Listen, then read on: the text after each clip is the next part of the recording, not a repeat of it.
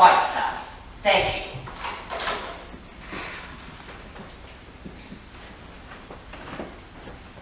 Good evening, John. Good evening, Doctor. Good evening, Mr. Whiteside. I'm back tomorrow. I'm busy. Now, what do you suppose would be the best possible news I could bring you? You have hydrophobia. Oh, you're a well man. You can get up right now. You can leave here tomorrow. What do you mean? Well, I was looking at those x-rays again today. And you know what? I was looking at the wrong x-rays. I was looking at old Mrs. Moffat's x-ray. You are absolutely well. Oh, your voice, will you? What's the matter? Aren't you pleased? Delighted. Naturally. This is a very unexpected bit of news, however. It comes at a very curious moment. Doctor, I've some good news for you, too. I've been reading your book, 40 Years, what is it? I know, hire doctor. Yes. Well, I consider it extremely close to being one of the great literary contributions of our time. Mr. Whiteside. So strongly do I feel about it, Doctor, that I have a proposition to make to you. Just here and there, the book is a little uneven, a little rough. And what I would like to do is to stay here in Visalia and work with you on it. Oh, you make me so proud. Yes, yes, but there is just one difficulty. You see, if my lecture bureaus and my television and radio sponsors were to learn that I am well, though they would insist on my fulfilling my contracts, and I would be forced to leave Visalia. Therefore, you must not tell anyone, not anyone at all, that I am well. And not even Miss Cutler, you understand? No, not a soul. Not even my wife. Yeah, that's fine. Mr. Whiteside, when do we start work on my book? I've only one patient that's dying, and I'll be perfectly free. Tomorrow morning. This is a private call. Would you forgive me? Hello? Yes, this is Mr. Whiteside. Tomorrow morning. Tomorrow morning it is. Well, you've made me so proud, Mr. Whiteside. I'll be so proud to work with you. Yes, yes. Goodbye. Yes, yes, I know. Very proud. Yes? Yes, this is Mr. Whiteside on the phone. Put them through. Hello! Is this my blossom girl? How are you, my lovely? No, I'm all right. Yes, still out here. Tell me, Lorraine, when do you plan on being in New York? Tuesday. That's fine. And now listen closely, my pet. I've great news for you. I've discovered a wonderful screenplay with an enchanting part in it for you. Streep would give her eye teeth to play it, but I think I can get it for you. Oh, now wait, let me tell you. The author is a young newspaperman in this town. Well, of course he wants Merrill. But if you jump on a plane and get out here, I think you could swing it if you play your cards right. No, he's young, very attractive, and just your dish, my dear. Just takes a little doing, you know, the girl that can do it. Isn't that exciting, my pet? Yes, that's right.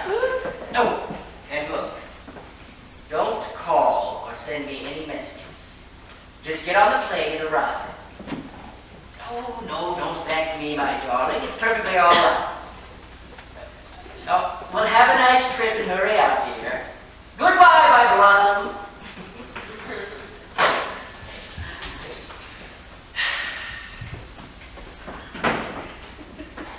Hello, Miss Pretty.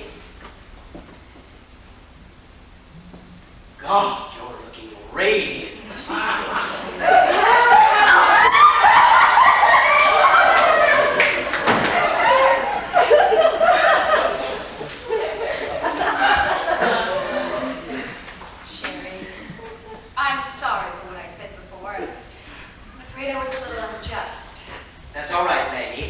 We all lose our tempers now and then.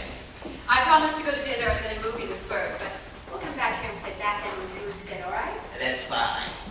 See you soon, Cherry. Goodbye. Goodbye. Zippity-doo-dah, zippity-yay.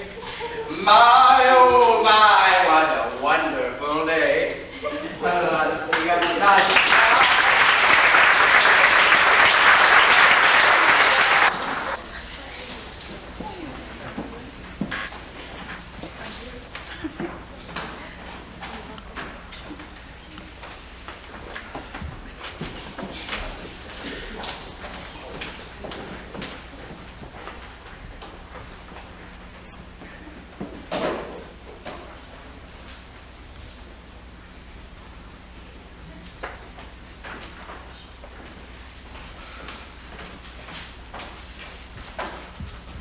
guess that's all there are, Miss Color. They're all under the tree. Thank you, Matt.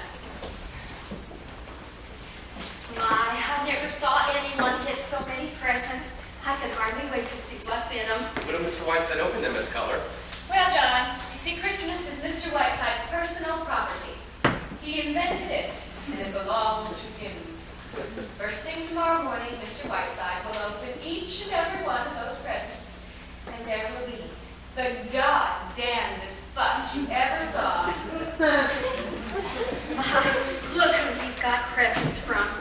Tatum O'Neill, Stephen Spielberg, William F. Buckley, Bob Hope, Jerry Brown, Truman Compote. I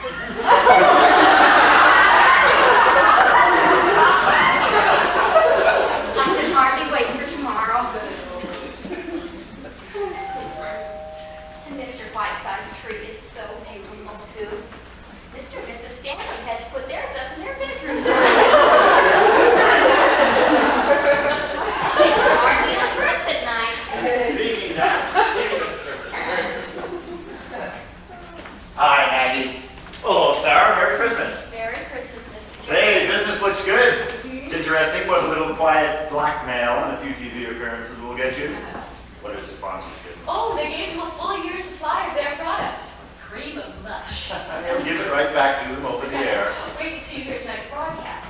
It's so sticky. I haven't been able to get it off my hands since I copied it.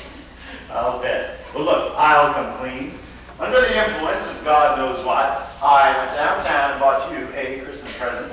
Why, Mr. Jefferson, sir? Only I'd like you to come down and take a look at it first before I throw away my hard-earned money. Can you run downtown for a bit? Rick, this is very sweet of you. I'm really touched. Well, what is it? Come on, I can't wait. A 1959 Edsel. Say, the thing I'm going to tell you, come on down and take a look. All right.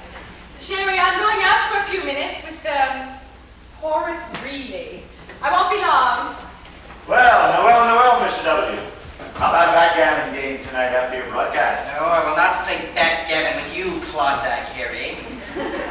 Where are you off to now, Madam Butterfly? I'm being given a Christmas present. Anything you want done downtown? Yes, bring baby a lollipop. What are you giving me for Christmas, Jefferson? I have enriched your feeble life beyond your capacity to repay me. So I figured. So I'm not giving you anything. I see. Well, I was giving you my own trust, but now I shan't. Maggie, what time is this radio event? At 6:30, I'll be here. You've got to cut. Sherry, you're 4 minutes over. Now, there's a telegram here from Beverly Carlton. He doesn't know what plane he'll be able to get out of Chicago, but he'll be here sometime tonight. Good. Is he staying overnight? No, he has to get right out again. I think I could get a peek in at the window. Mr. Carlton used to be one of my favorite heroes. Used to be, you ink-stained hack. Beverly Carlton is the greatest single talent in English theater today. Take this illiterate numbskull out of my sight, Maggie, and don't bring it back. Yes, Mr. Whiteside, sir. And I won't come back until Mr. Carlton gets here. Come on, Bert. I want to know what you got me for Christmas. I feel like a little kid again. Like a little bit again.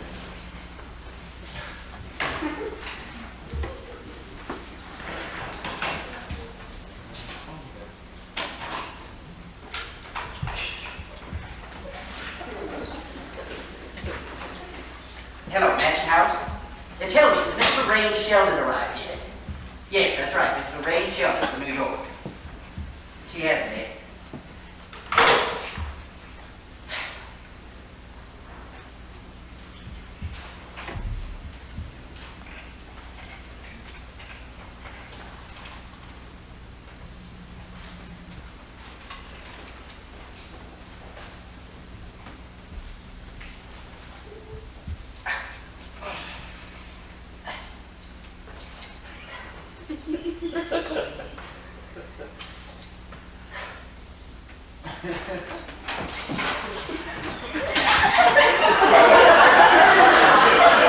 What do you want coming in like that? Why did you knock before you come into a room? I was coming in. I was coming out. Miss Green, you're obviously in this room. That is true, isn't it? Yes, it is. Therefore, you came in. Hereafter, please knock. There's an express in here with the crate, Mr. Whiteside. I told him to bring it around the front. Thank you, John. Hey, don't stand there, Miss Green. You look like a frozen custard. Go away. Yes, sir.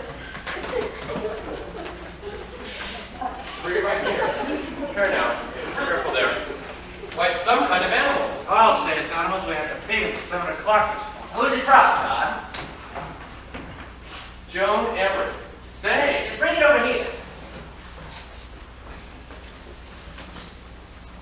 Why?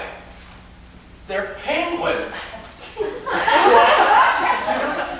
penguins. Hello, my pretties. Stretches for feeding around the town. Goes to stretches. To be fed only whale blubber, eels, and cracked lobster. They got Coca-Cola this morning and liked it.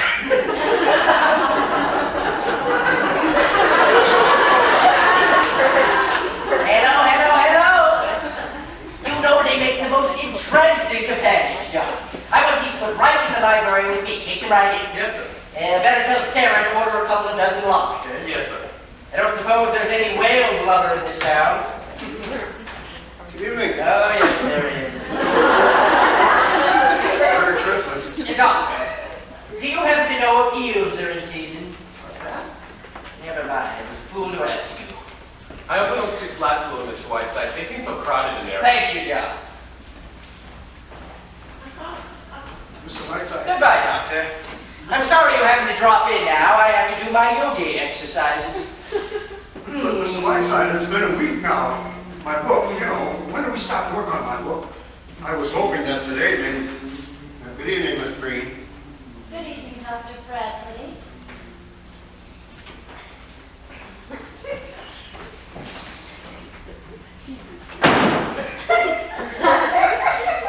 Perhaps I'm not feeling well, but when I opened the door just now, I thought I saw a penguin with a thermometer in his mouth. What's this? Are those penguins gotten out of the crate? Penguin? Did you say penguin? Yes. Now, Doctor, will you go in there and capture them, please, and put them back in the crate? There are 3 of them. Capture the penguin. Yes. And Miss Green, will you entertain them, please, until I come in? The Christmas tree in the bedroom just followed Mr. Stanley. Got a big bump on his forehead. Oh, isn't that too bad? Go ahead, Doctor. Go on, Miss Green. Hello, Mr. Whiteside. Hello, Dickie, my boy. Mr. Whiteside, will you have a little time later? I don't know, Doctor. I'm busy now. Well, perhaps I should wait a while. I'll wait a while. Dr. Bradley is the greatest living argument for mercy killing. Well, Dickie, would you like a candid camera shot of my left nostril this evening? No, I've got enough of those. I was wondering if you'd take a look at some other shots I've taken. Certainly. Why, these are splendid, Richard. There's real artistry in it. Well, they're as good as anything by Ansel Adams. I like all the things you showed me. This is the essence of photographic journalism. I didn't know they were all that good. I just like to take pictures, that's all. Richard, I've been meaning to talk to you about this. You're not just a kid fooling with the camera anymore. These are good. This is what you want to do. You want to get out of here and do some of the things you were telling me about. Just get on a boat and get off wherever it stops. Galveston, Mexico, Tokyo. Work your way through with just 8 pictures. Millions of them. Terrible pictures. Wonderful pictures. Everything. Wouldn't I like to, though? So I've been dreaming of for years. Well, if I could do that, I'd be the happiest guy in the whole world. Well, why can't you do it? If I were your age, I'd do it like a shot. You know why? Dad. Listen, do you really want to do this more than anything else in the world? Certainly do. Then do it. Hello, Dick. Good afternoon, Mr. Whiteside. Hello, my lovely. So, I'm afraid it's up to you, Richard.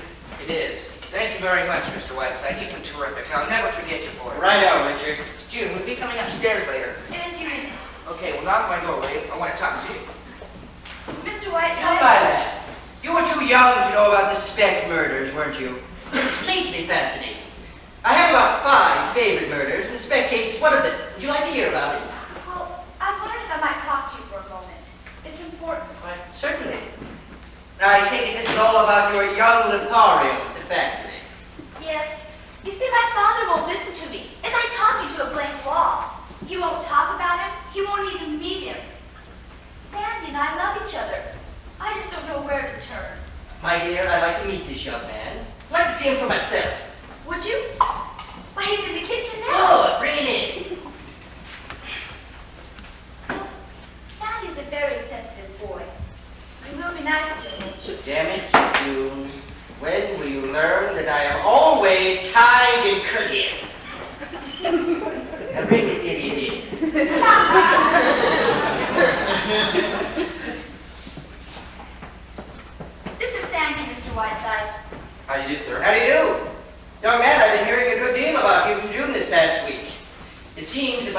correctly informed that you two babes in the woods have quietly gone out of your minds. We haven't got out of our minds, Mr. Whiteside. We're in love. Well, you've come to the right place. Dr. Sheridan Whiteside. Broken hearts mended, brakes relined, hamburgers. Go right ahead. Well, if June has told you anything at all, Mr. Whiteside, you know the trouble we're in. You see, I work for the Sierra Club, and I've been organizing a protest against the toxic waste coming from Mr. Stanley's factory. And Mr. Stanley's pretty angry. Oh, bet. Did June tell you that? Yes, she did. Well, that being the case, Mr. Whiteside, I don't think I have the right to influence June. If she marries me, it means a definite break with her family, and I don't want to bring that about. But the trouble is Mr. Stanley. He's so stubborn. You know this is not something I've done just to spite him. We fell in love with each other. But Mr. Stanley acts as if it were a plot against him. Ralph Nader sends me here to marry his daughter. He's tried to fire Sandy twice, out of the factory, but he couldn't on account of the union. Yes, They saw it. Yes, he thinks I'm in charge of that, too. If he'd only listened to me. Well, if he'd only listened to Sandy. We've gone over that already, June. Anyway, I got word that I'm needed in Chicago, and may have to go to San Francisco from there. So you see the trouble we're in. Sandy may be gone a year, so we've simply got to decide. Now. My dear, this is absurdly simple. It's no problem at all. Now, to my job to decide. Hello? Yes, this is Mr. Whiteside. Excuse me, it's long distance. Yes, I'm on. Who's calling? Oh, put him on. It's Jim Henson in Hollywood. Hello, Jim. How's my little dash of genius? Yes, I hoped you would. How'd you know I was here?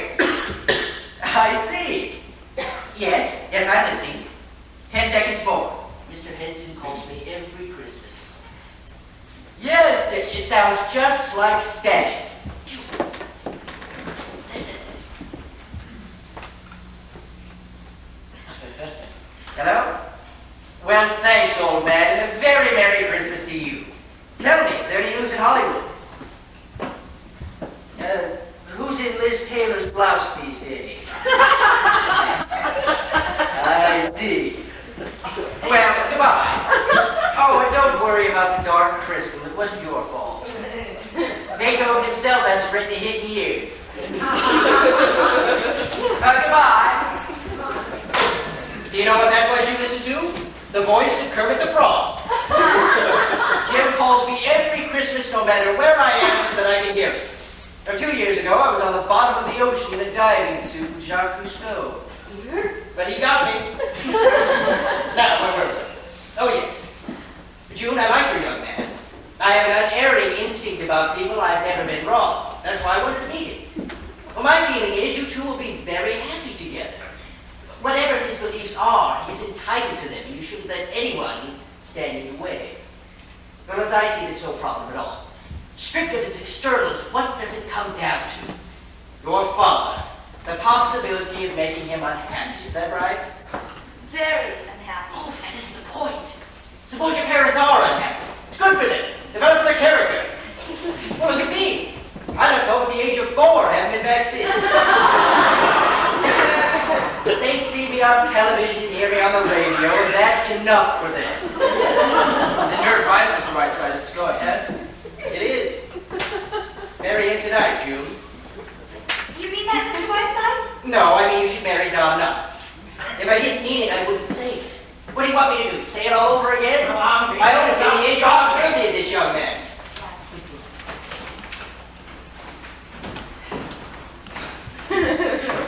Excuse us for trespassing, Mr. Whiteside. Not at all, old fellow, not at all. It's Christmas, you know. Merry Christmas. Yes, Merry Christmas. June, would you like to come along with us? We're taking some presents over to the dinner. No. I have to write some letters. Come along, Daisy. Why, Mrs. Stanley, did you have an accident? Why, no, Mr. Whiteside, I'm taking boxing lessons. Go ahead, Daisy.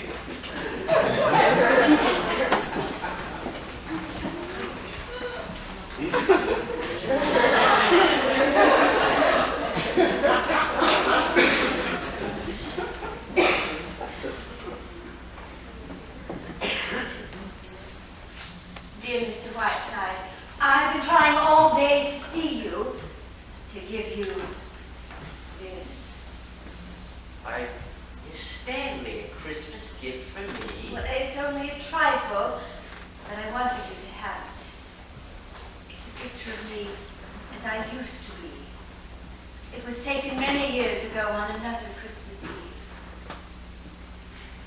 Don't open it till the stroke of midnight, will you? Merry Christmas, dear Mr. Whiteside. Merry Christmas. Merry Christmas to you, Miss Stanley. And thank you. This is the Stanley building, isn't it? Yes. I've come to see Mr. Whiteside. Will you tell him Miss Shelley is here? Lorraine, my blossom girl! Sherry, my sweet! Ah, darling, look at that poor, sweet, tortured face. Let me kiss it. Oh, you poor darling, how drawn you are. Sherry, my sweet, I want to cry. All right, you made a very nice entrance, dear. Now relax. Oh, but darling, I've been so worried. And now, seeing you in this chair. This chair fits my fanny as nothing else ever has. I feel better than I have in years. And my only concern is news of the outside world. So take out that skunk and tell me everything. How are you, my dear? Darling, I'm so relieved. You know, you look perfectly wonderful. I've never seen you look better. My dear, I'm a wreck. I just dashed through New York, didn't do a thing about Christmas. Old Halston had my hair done. But I got right on the plane, on the tour. It was simply hectic. Fun, you know, but it was just too exhausting. And London before that, my dear, was so magnificent. Well, I simply never got to bed at all. Darling, I've got so much to tell you, I don't know where to start. We'll start with the dirt first, dear. That's what I want to hear. Well, let me see. Vanessa Redgrave was thrown right out of Ciro's. That happened the night before that. She was wearing one of those cellophane dresses, and you could absolutely see Trafalgar Square. And Sir Anthony Armstrong Jones, you know, he's suing his mother for disorderly conduct and has absolutely shocked everyone. And Anthony Newley says he's going to be on New Year's Eve broadcast, Sherry. Before I forget, Twiggy has a message for you. She says, for you to take off 25 pounds right away and ship them to her by parcel post. Oh, she needs it. Now, back in the ice. Now come, dear, what about you? What about your love life? Well, I don't believe for a moment that you never got to bed at all. If you'll pardon the expression. Sherry, darling, you're dreadful. Hey, what about that splendid bit of English mutton? Lord Bottomley, haven't you hooked in yet? Now, Sherry, really, Cedric is a very good friend of mine. Now, Blossom girl, this is Sherry. Don't try to pull the bedclothes over my eyes. Don't tell me you wouldn't like to be Lady Bottomley with 500,000 pounds a year and 12 castles. Now, by the way, has he had his teeth fixed yet? Every time I order Roquefort cheese, I get those teeth. Sherry, really? Now, Cedric may not be brilliant, but he's rather sweet for them, and he's very fond of me. And he does represent the kind of English way of living I like.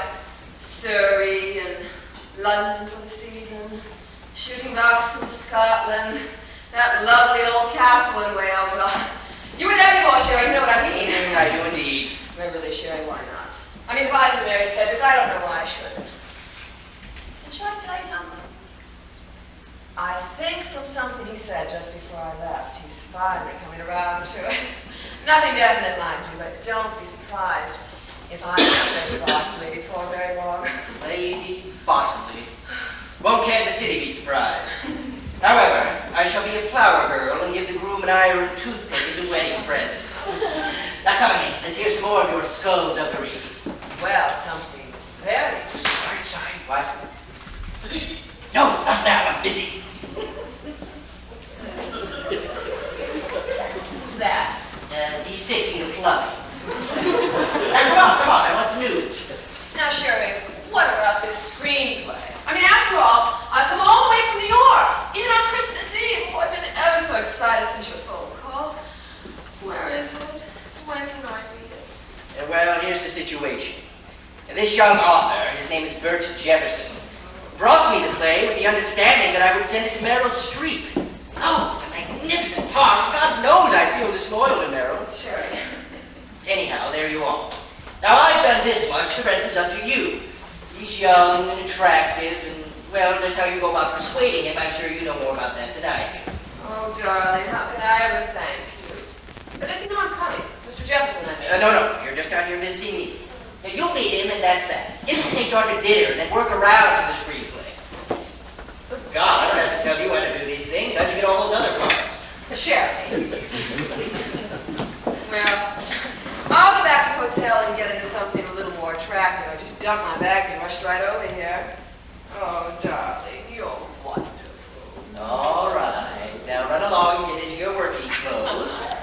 Then come right back here and spend Christmas Eve with Sherry and I'll have Mr. Jefferson on town. Oh, by the way, I've got a surprise for you. Oh. It's who's paying me a flying visit tonight. None other than your old friend and co-star, Beverly Carlton. Really?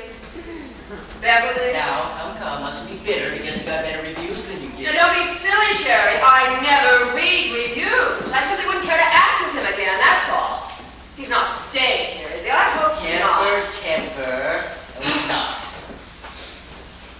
Where did you get that diamond clip, dear? That's a new bit of news, isn't it? Haven't you seen this before? Cedric gave it to me for his mother's birthday. She was simply furious. I met a taxi outside, darling. If I'm going to get back here. Sherry, what do you think? I've just been given the most beautiful... Oh, hello, Maggie. I knew you'd be around here someplace. How are you, my dear? Sandy's been at work for my pets. Blossom girls are dropping out of the blue and surprises. Hello, Lorraine. Who's that? Bert? Come in, Bert. This is Mr. Bert Jefferson, young newspaperman. Miss Lorraine Sheldon. Well, how do you do, Miss Sheldon? Oh, how do you do? I didn't quite catch the name. Jefferson. That's right, then. Why, Mr. Jefferson, you don't look like a newspaper man. You don't look like a newspaper man at all. I thought I had it written all over me. Oh, no, not at all. I should have said, oh, I don't know, an astronaut or an explorer or something. You have that same kind of dash about it. Oh, and I'm simply enchanted with the time, Mr. Jefferson. It gives one such a warm, gracious feeling. Tell me, have you lived here all your life? Oh, practically. If you wish to hear the story of his life, Lorraine, kindly do so on your own time. Maggie and I have work to do. Get out of here, Jefferson. On your way, Blossom, on your way. He's the world's rudest man, isn't he? Mr. Jefferson, can I drop you? I'm going to the mansion house, I think it's called. Oh, thank you, but I have my car. Suppose I drop you. Oh, would you? That'd be lovely. We'll send a taxi up. Sherry, see you in a little while. Bye, Maggie. Bye, Maggie. I'm invited back for dinner, am I not? Yes, you are. At Christmas, I always feed the needy. Now, please, stop oozing out and get out. Oh, come along, Mr. Jefferson. I want to hear all about this charming little town of yours, and I want to hear a good deal more about you, too. Let's see. Is there a copy of that broadcast here? How much did you say they wanted out? 4 minutes? That's right, 4 minutes. She's doing very well, isn't she? What's that? Oh, the Countess de Pushover. What a surprise, wasn't it, her dropping in like that? Yes, it was. Now, come on, Maggie, come on. Get to work, get to We're work. supposed to have gone through New York like a dose of salts. How long are you going to stay? Right? Oh, I don't know, a few days. At this joyous season of the year, when the hearts of men, I can't cut Isn't that. it curious? There was Lorraine, snug as a bug in somebody's bed. There the Yuletide season Now, passed. Sherry dear, we will talk a bit. Now, look here, Maggie. Just because a friend of mine happens to come up to spend Christmas with me. Oh, I have a hunch that's Beverly. Maggie, see if it is. Go ahead. Wrong. Right.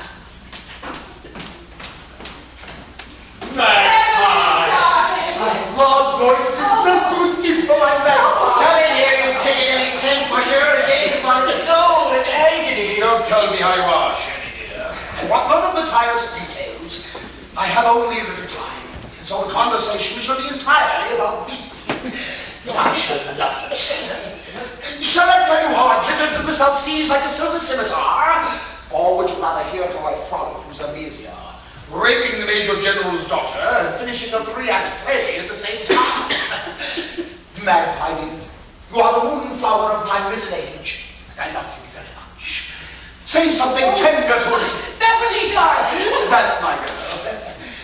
Now then, Sherry, without going into mountainous waves of self-pity, how are you? I'm fine, you presumptuous cockney. Now, how was the trip? Wonderful? Fabulous. I did a fantastic amount of work. But by the way, did I glimpse that little boudoir butterfly on our shoulders in a motor car as I came up the driveway? She's paying us a Christmas visit. Dear girl, they do say she's such fire to her mother. But I don't believe it.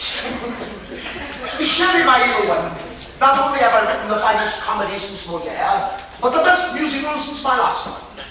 And an operetta that frightens me, it's so good. I shall play for 8 weeks in London and 6 in New York. That's all. No matinees. Then I'm off to the Grecian Islands. Vampire, why don't you come along? Why don't you desert this cannonball of fluff and come with me? Careful, Beverly, darling. You're catching me at a very good moment. Tell me, Beverly, did you have a good time in Hollywood? How long were you there? 3 unbelievable days. I saw everyone. They came for ears as to a shrine. I was insufferably charming and ruthlessly firm in refusing $7 million for 2 minutes' work. Well, what about Banjo? Did you see my wonderful Banjo in Hollywood? I did.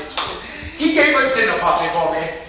I arrived in white iron canes to be greeted at the door by 2 bewigged buttons who quietly proceeded to take my trousers off. I was then ushered in my 11 silk drawers into a room full of Johnny Carson, Lily Tomlin, and Joseph Wampa, among others. Dear, sweet, incomparable Banjo. I'll never forget that summer at tea, when Banjo put a microphone in Lorraine's mattress and then played the tape the next day at lunch.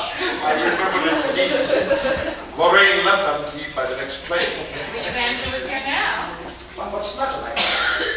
Is Lorraine being her own sweet-making self? You wouldn't take her to the Grecian Islands with you, would you, Beverly? Just for me? Now, Lorraine is a charming person who was gallantly given up her own Christmas to spend it with me. I knew I had a bit of dirt for all of us to nibble on. Mr. Whiteside. Now, go away. Have you kidnapped someone, Jerry? Yeah. That was Jimmy Hoffa. Go ahead. Is this something juicy? Juicy as a pomegranate. It's the latest report from London on the little maneuvers of Miss Lorraine Sheldon against the left hand. That always Lord Cedric Foley. Listen. Lorraine has just left us in a cloud of Chanel number 5. Since September, in her relentless pursuit of his lordship, she has paused only to change girdles and check her oil. She has chased him panting from castle to castle, until at last he took refuge for several weeks in the gentleman's lavatory of the House of Lords. Practically no one is betting on the Derby this year. Everyone is making book on Lorraine. She will be leaving soon, but would return if possibly so much as belches in her direction. Have you ever met Lord Bartleby, my dear? No, I haven't.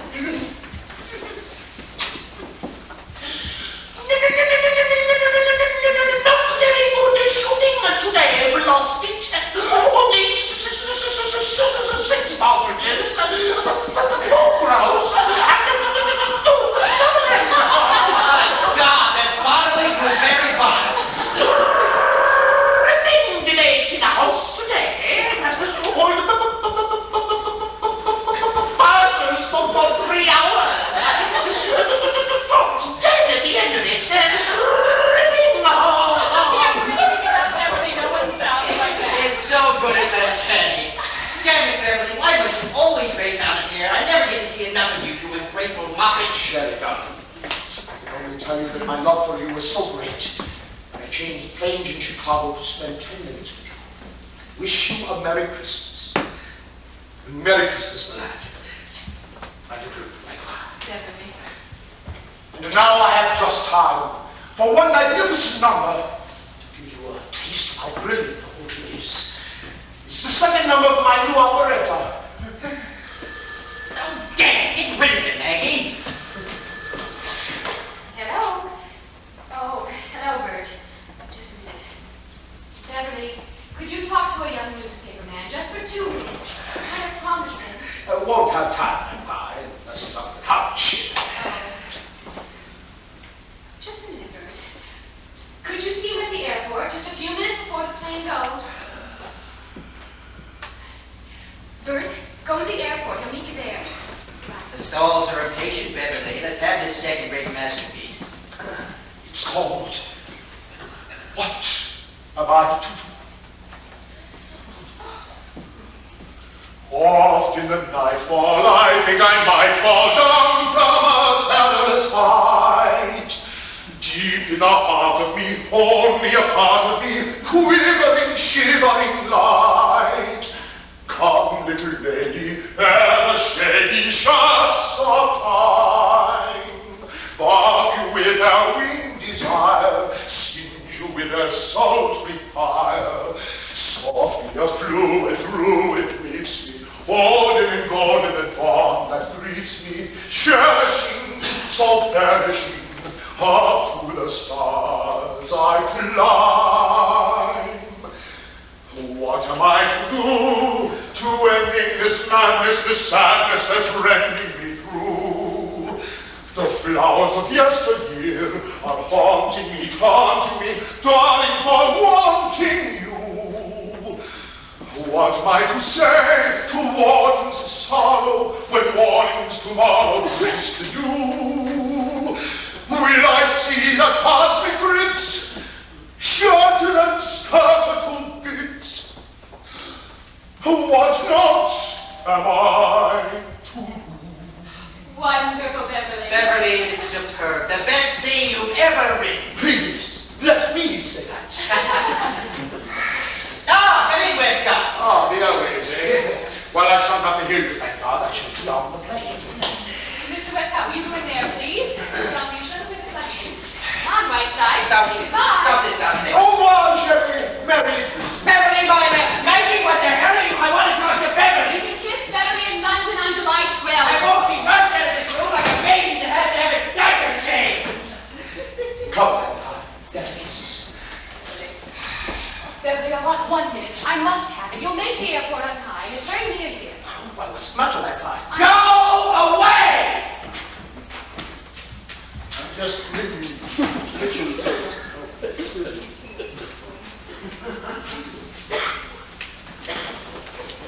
Who is that man? Never mind, Beverly, I'm in great trouble. What is it? I'm in love. No! Yes, for the first time. I can't tell you about it now. There's no time. Beverly, Sherry is trying to break it up. His own fiendish way. He's doing everything he can to break it up. I don't scoundrel, what's he doing? Look at him. He's ordering him to smash it up. You mean it's someone here in this town? Yes, he's a young newspaper. I'll get another. What's the matter, son? What is it? They want pillows. Is there anything I can do, Miss Crane? No, calling ourselves a doctor, and some more packages, more telegrams. Dad's going crazy with that bell ringing all the time. Oh, dear. Dear, where you go? What's that you said, Richard? One's from New York, and one's from San Francisco. Oh, well, there was something that came this morning from Alaska. Doesn't that bird brain of yours ever function? Really? Yes, that's right. Who is it? I'll get them right away. He wants some Players Club cigarettes. Players Club. They have me kiss her. Hello? Tell me, Miss Crane, is he, are you bringing him out soon? We're getting him out of bed now. He'll be out very soon. Oh, I'm glad to be very happy. Throws like a rat in his hellhole. 2 o'clock? Yes, I think he can speak then. Do you know who that was? Dudley Moore from London. Dudley Moore on our telephone? Oh, Marco, it certainly is a busy house. I got him some orange juice. Oh, that's fine, Sarah. Is it fresh? Yes, ma'am. You move like a broken down truck horse.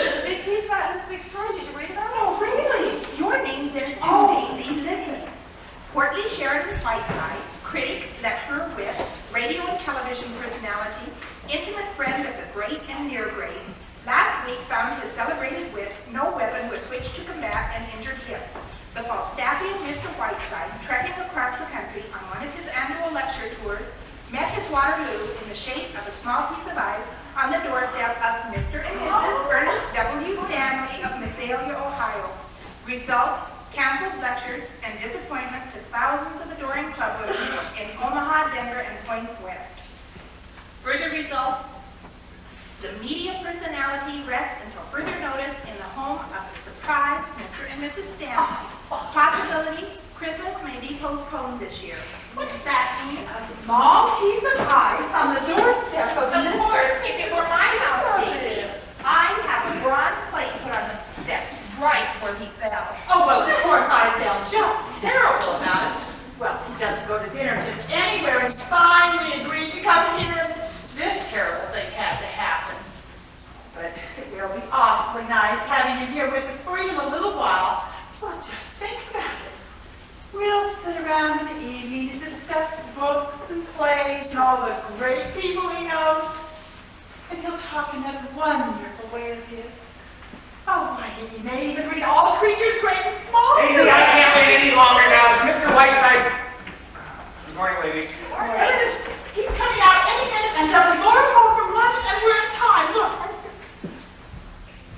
I don't like this kind of publicity at all, Daisy. When do you suppose he's going to leave? Well, Ernest, he's been in bed for nearly 2 full weeks. He's had a terrible shock. He's just getting up this morning, and he'll have to have at least a few days of I'm rest. sure it's a great honor just being in the house, but it is a little upsetting, what with the phone going, the doorbell ringing all the time, messenger boys running in and out. Oh, Pardon me, Mrs. Stanley, have cigarettes coming? they're on the way, Miss Cutler. My son went for them. Thank you. Oh, this is Miss Cutler, Mr. Whiteside's secretary. How do you do? May I move this chair? Oh, is he coming out soon? He is indeed. Oh, Jill, Mr. Whiteside's coming out. Sarah, Mr. Whiteside's coming down. Oh, I'm so excited. I just don't know what to do. Me too, I just know that.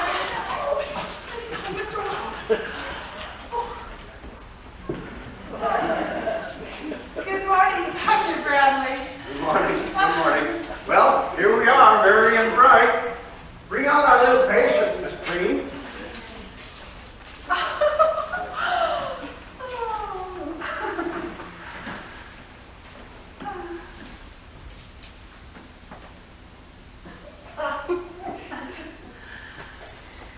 I may vomit.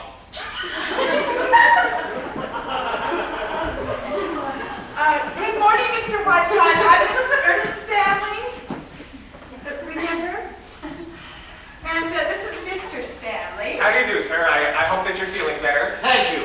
I'm suing you for $750,000. How about what I said? I am suing you for $750,000. Usually because you fell in our steps, Mr. Whiteside. Anthony Bailey will explain it to you in court.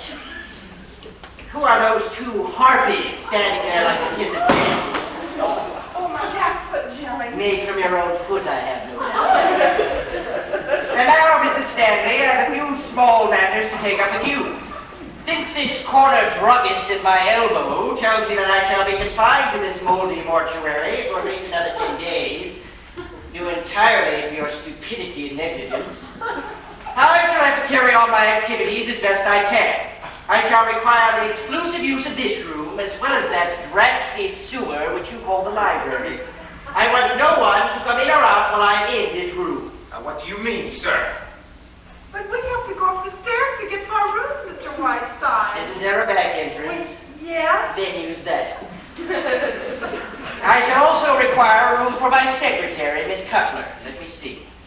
I will have a great many incoming and outgoing calls, so please do not use the telephone. I sleep until noon and must have quiet through the house until that hour. There will be 5 for lunch today. Where's the cook? Mr. Whiteside, if I may interrupt for just You a may moment. not, sir. Will you take your clammy hands off my chair? You have the touch of a sex-starved cobra. And now, will you all be quietly, or must I ask my secretary to pass among you with a baseball bat? Well, goodbye, Daisy. We'll call. Oh, no. We mustn't use the telephone. We'll see. Now, see here, Mr. Whiteside. There is nothing to discuss, sir. Considering the damage I have suffered at your hands, I am asking very little. Good day. I'll call you later from the office, Daisy. Not on this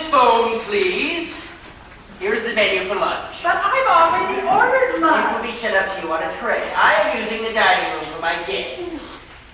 Where are those cigarettes? My son went, I don't know where he, Here, Sarah, here's the menu for lunch. I'm having mine upstairs on a tray. Young lady, I cannot stand the indecision. Will you either go up those stairs or come down them? Oh, hello, Mr. Whiteside. Here are the cigarettes. Sorry it took so long to get them. Had to go to 3 different stores. You were gone long enough to have a baby. There are a man in the world who stutters his eyes with the gross inadequacies of the human race. Where are you going? Go to meet the life of Florence Nightingale and learn how unfitted you are for your chosen profession.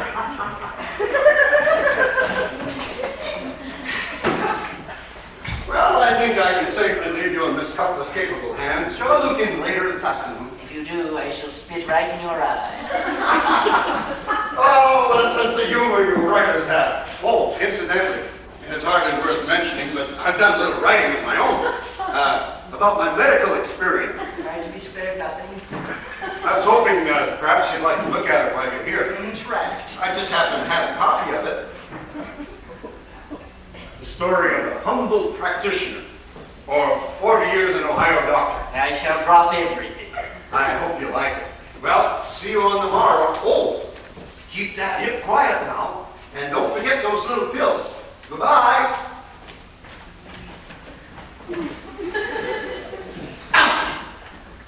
Maggie, will you take 40 years below the navel, or whatever it's called? I must say, you have certainly behaved with all your accustomed grace and charm. Look here, Puss. I am in no mood to discuss my behavior, good or bad. I had no desire to cross this cheerless threshold. I was hounded and badgered into it. I now find myself, after 2 weeks of racking pain, accused of behaving without charm. What did you have me do? Kiss them? Very well, Sherry. After 10 years, I should have known better than to try and do anything about your manners. But when I finally got this job, I may write a book about it all. Through the years with Prince Charming. Listen, repulsive. You are tied to me with an umbilical cord made of piano wire. And now, if we may dismiss the subject of my charm, for which incidentally I receive $10,000 per appearance, possibly we can go to work. Oh, no, we can't. Yes!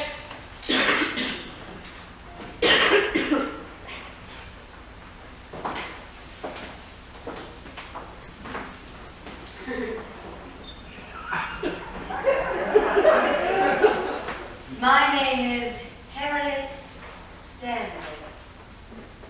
I know you are Sheridan Whiteside. I saw this holly framed green against the pine trees. I remembered what you had written about Tess and Julia's funeral. It was the nicest present I could bring you.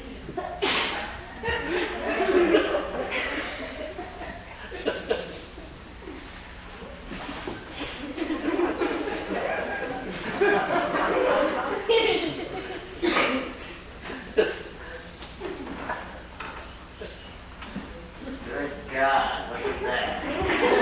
That was Mr. Stanley's sister, Harriet. I've talked to her a few times. She's quite strange. Strange. He's right out of the house as a bastard. You know, I've seen that face somewhere before. Nonsense, good pal. Oh, well, let's get down to work. Here, press this in the doctor's book.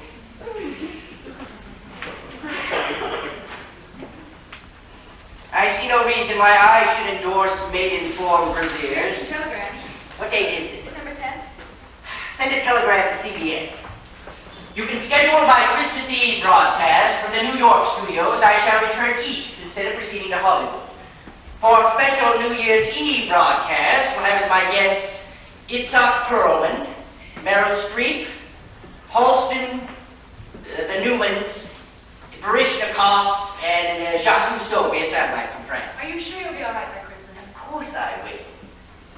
Send a telegram to Indira Gandhi, Bombay, India. Dear Boo Boo, schedule change. Can you meet me Calcutta, July 12th, dinner, 8:30. And a telegram to the editor of The Atlantic.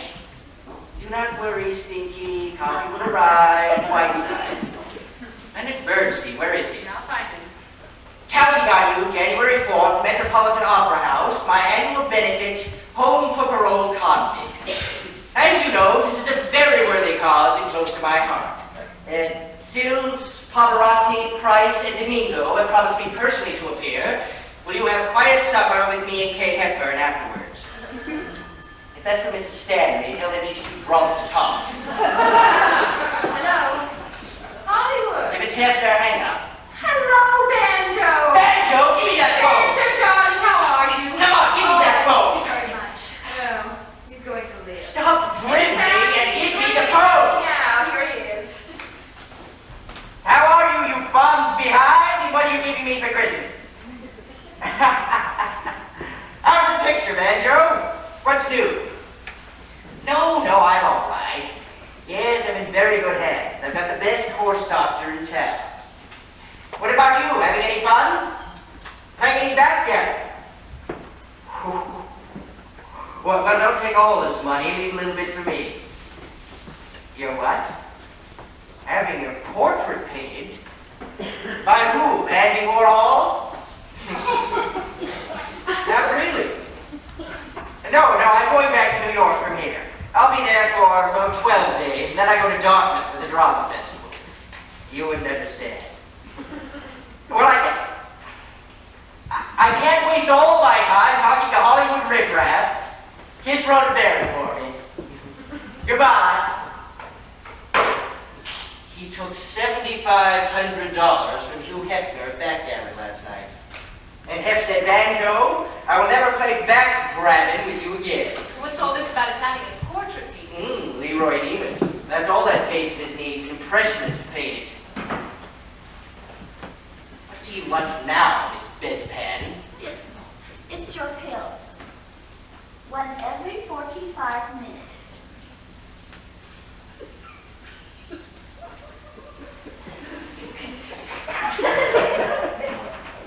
Yeah, where were we? Here's a telegram from that dear friend of yours, Lorraine Sheldon. Let me see it. Sherry, my poor sweet lamb, have been in Scotland on a shooting party with Prince Andrew, and only just heard of your poor sweet hip.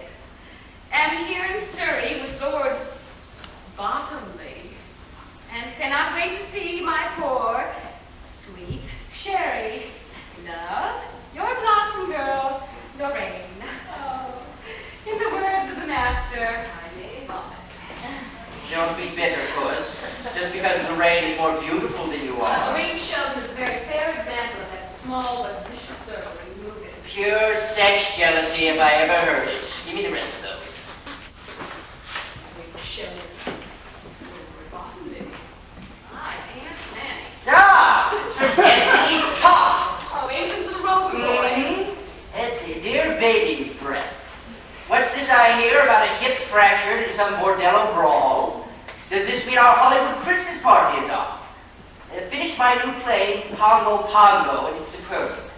And myself and a ukulele leave Honolulu tomorrow, in that order. By the way, the Sultan of Zanzibar wants to meet Goldie Hawn. Let's do it. Oscar Wilde. Does travel, doesn't he? You know, it would be nice if the world moved around Beverly Carlton for a change. Hollywood next week. Why couldn't he stop over on his way to New York? Send him a telegram. Beverly Carlton, Royal Hawaiian Hotel, Honolulu. If these people intend to have their friends using the front door... How do? Use a rope ladder. I won't have a lot of mildew pus bags rushing in and out of this house while I am trying to carry on... Mr. Jefferson. Good morning, John. There's nobody home. The Stanleys have been arrested for white slavery. Go away. Good morning, Mr. Whiteside. I'm Jefferson of the Visalia Journal. Get rid of it.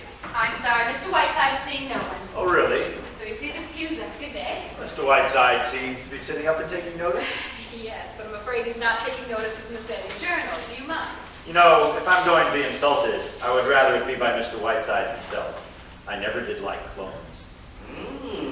Touche if I ever heard one. In the sale, you too, Maggie. Will you please leave? How about an interview, Mr. Whiteside? I never get them. Go away.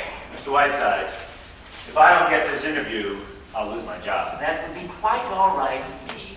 And you don't mean that. You were a newspaper man yourself at one time. You You know what editors are like. Let me tell you about mine.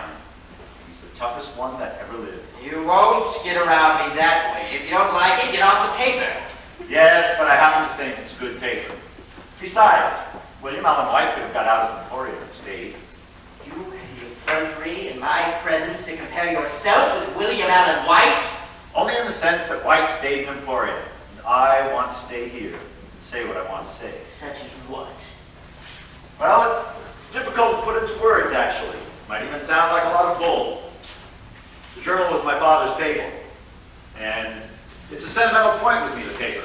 I'd like to carry on where he left off. Ah, so you own the paper, eh? That's right. And then this terrifying editor, this dread journalistic apocalypse, is you yourself. In a word, yes. In the future, Sherry, let me know when you don't want to talk to someone. Oh, I should have right in. Young man, come over here. I suppose you've written that novel? No, I've written that screenplay. Well, I don't want to read it. Do these old eyes see a box of goodies over there? Hand it to me, will you? Trouble is, Mr. Whiteside, your being in this town comes under the heading of news. Biggest news since this depression. So you see, I've just got to get a story. Pecan butternut fudge. Oh, my, you mustn't eat candy, Mr. Whiteside. It's very bad for me. My great Aunt Jennifer ate a whole box of candy every day of her life. She lived to be 102. And when she'd been dead 3 days, she looked better than you do now. What was that, old fellow, you're about to say? Then I can at least report to my readers that chivalry is not yet dead. We won't discuss it. Well, now that you've won me with your pretty ways, what would you like to know? How about a brief talk on famous murders? You're supposed to be an authority on murder as a fine art. My dear boy, when I talk about murder, I get paid for it. I have made more money out of the Ted Bundy case than the lawyers did, so don't expect to get it for nothing. Well then, what are you doing in Visalia? How long will you be here? Where are you going? Something like that. Very well. A. Visalia is a town of irresistible charm. B. I cannot wait to get out of it. And C. I am going from here to Crockfield for my semi-annual visit to the Crockfield Home for Paroled Convicts, for which I have raised over $10 million in the past 5 years. From there I go to New York. Have you ever been to Crockfield, Jefferson? No, I haven't, though I meant to go. As a newspaperman, you ought to go instead of wasting your time with me. It's only about 75 miles from here. Did you ever hear how Crockfield started? No, I haven't. Sit down, Jefferson. Make yourself felt. It is one of the most endearing and touching stories of any generation. One misty St. Valentine's Eve, the year was 1901, a little old lady who had given her name to an era, Victoria, lay dying at Windsor Castle. Maud Adams had not yet caused every young heart to swell as she tripped across the stage as Peter Pan. Irving Berlin had not yet written the first note of a ragtime rigadoon that was to set the nation's feet a tapping. And Elias P. Crockfield was just emerging from the state penitentiary. Destitute, embittered, cruel of heart, he wandered on this St. Valentine's Eve into a little church.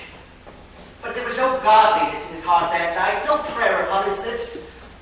In the faltering twilight, Elias P. Crockfield made his way toward the poor box. With callous fingers, he ripped open this poignant testimony of a simple people's faith. Greedily, he clutched at the few pitiful coins within. And then a child's wavering treble broke the twilight stillness. "Please, Mr. Man," said the little girl's voice, "won't you be my Valentine?" Elias P. Crockfield turned.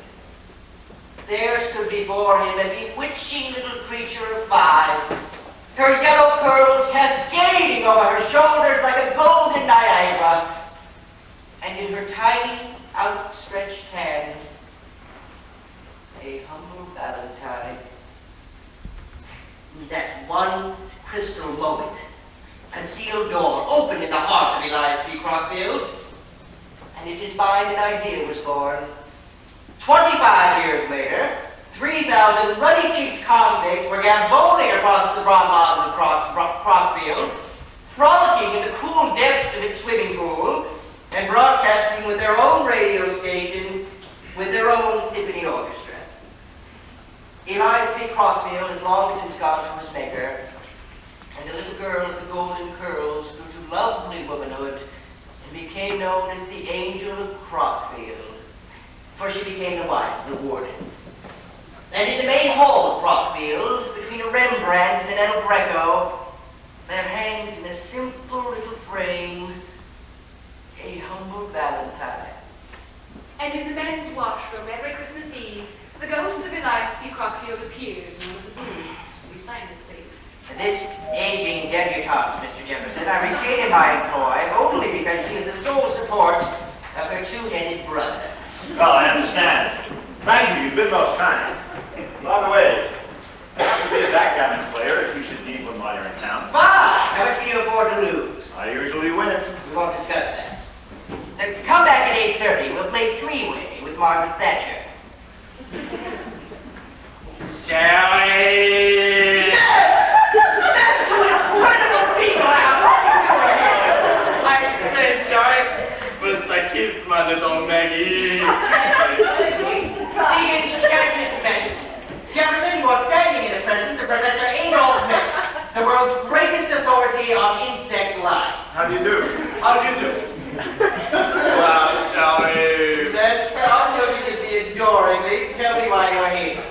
Well, you're sick, Sally, so I've come to see you. Jefferson, he lived for 2 years in a cave with nothing but flat mice. He makes 3 pages of the Encyclopedia Britannica. Don't you, my little hookworm? Please, Sally, you embarrass me. Well, to my present, you've got an easy answer. Please. I said to my students, I said, boys and girls, I've come to give a present to my sick friend, Sharon Whiteside. So you know what we did, Sharon? We made for you a community of Planeta Americana, commonly known as the American cockroach. Behold, Sharon, Roach City. Inside here, there are 10,000 cockroaches. 10,000?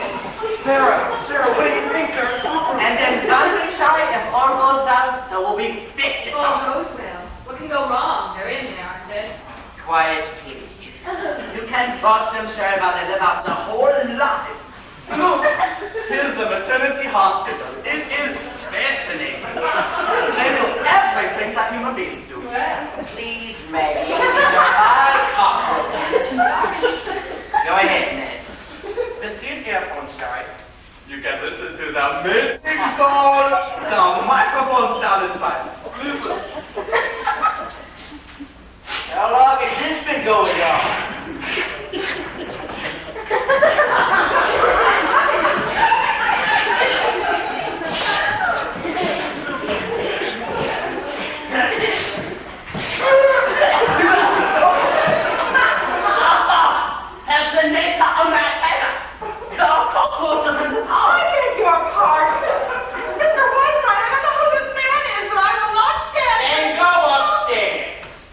These are probably my luncheon guests. Smith, you're safe for the day, of course. Jefferson, save a lunch. Bless you. Maggie, no, there'll be 2 more. Ah, come right in, gentlemen. Good morning, David.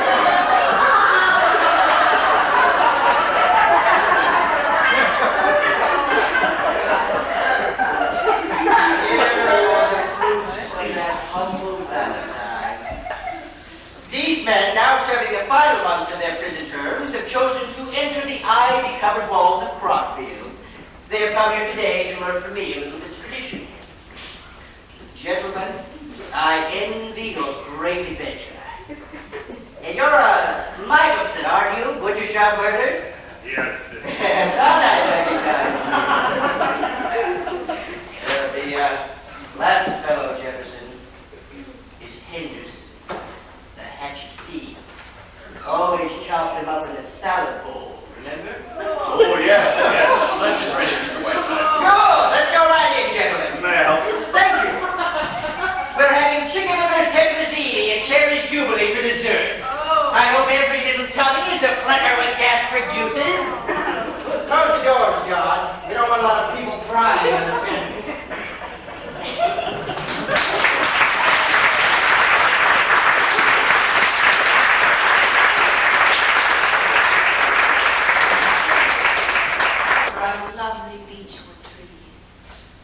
I was 8.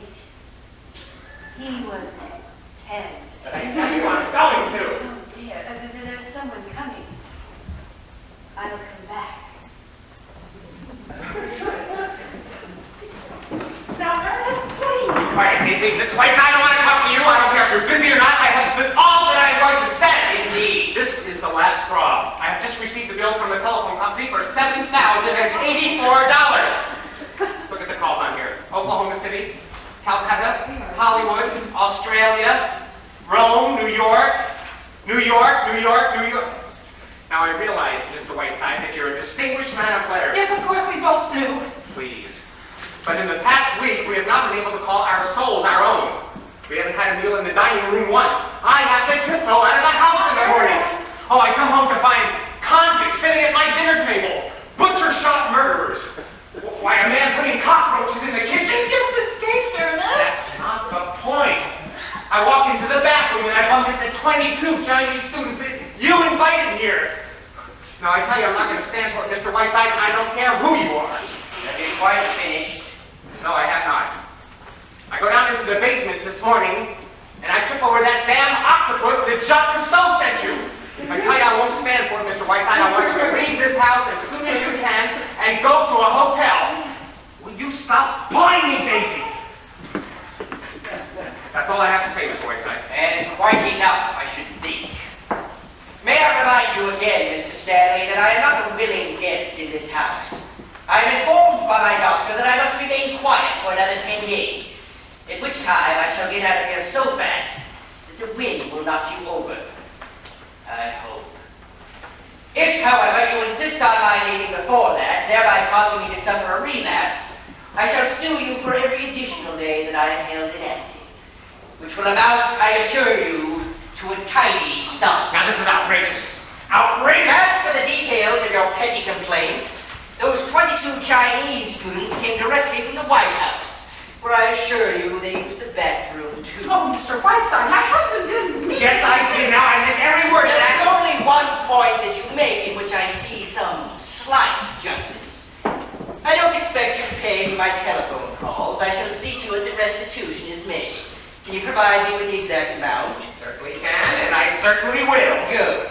I shall inform my lawyers to deduct it from the $750,000 that I'm suing you. Now, this you... And I'll thank you not to cripple that octopus, which once belonged to Marlon Perkins.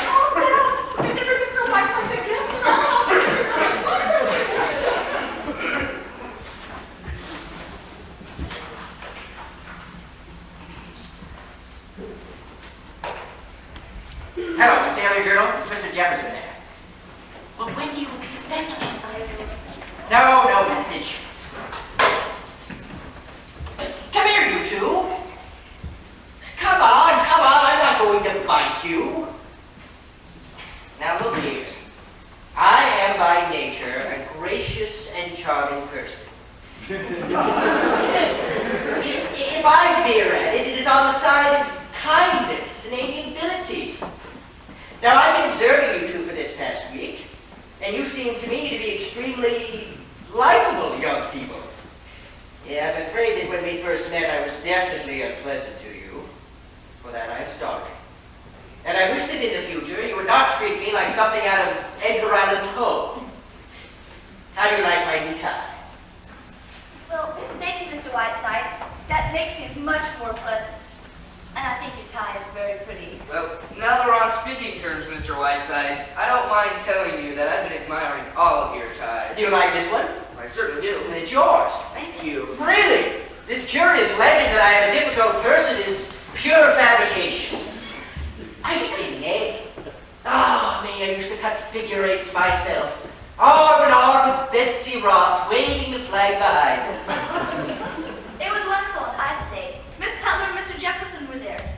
Maggie, ice skating? Yes, she's good, too. I got a wonderful picture of her. Were they still there when you left? Think so. Yes, they were. Mr. Whiteside, would you mind if I took your picture? I'd love to have one. Very well. Do you want my profile? I'm afraid it's done for, Mr. Whiteside. My brother's camera. I remember. Thanks, Mr. Whiteside. I got a great one. Hello, Miss Cutler. Hello there. Good evening, Sherry. Oh,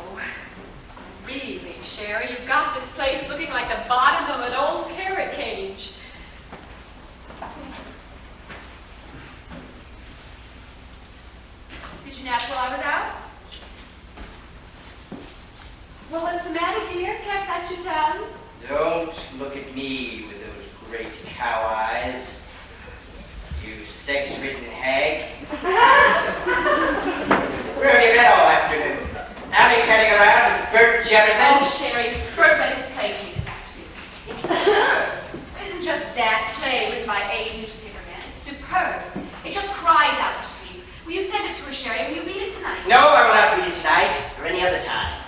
And while we're on the subject of Mr. Jefferson, you might ask him if he wouldn't like to pay your salary, since he takes up all your time. Come on, Sherry. It isn't as bad as all that. I have not even been able to reach you, not knowing what hayloft you frequent. Sherry, stop acting like a spoiled child. Don't take that patronizing tone with me, you fleeting Cleopatra.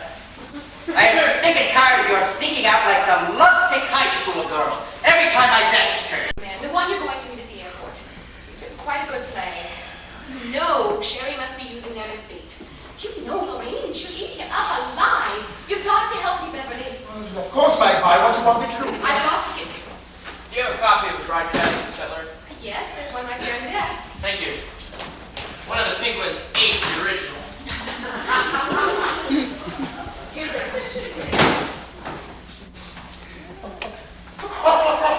Oh, I love it. I absolutely love it. Sizzling shut. Bitches Sherry and Lorraine at the same time. Oh, it's pure heaven. I don't know what else I shall do it all. Oh, darling, the first baby shall be named Beverly. You're wonderful. Of course I am. Come to Chisholm for your honeymoon and I'll put you up. Goodbye, my lovely. I adore you. Oh, mercy! Let me out of here!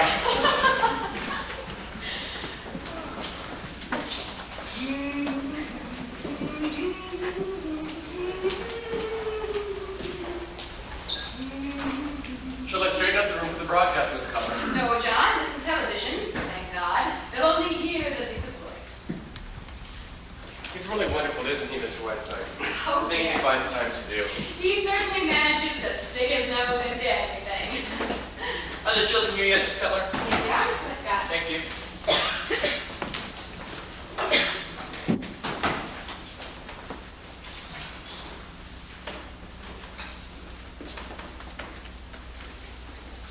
Why, Miss June, are you going away? Why, no, John.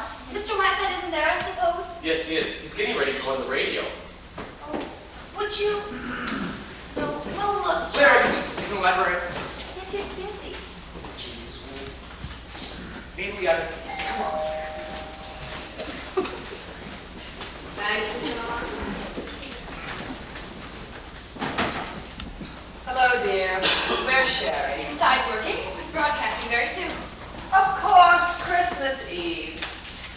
What a wonderful man Sharon Whiteside is. You know, my dear, it must be such an utter joy to be secretary to someone like Sherry. Yes, you meet such interesting people.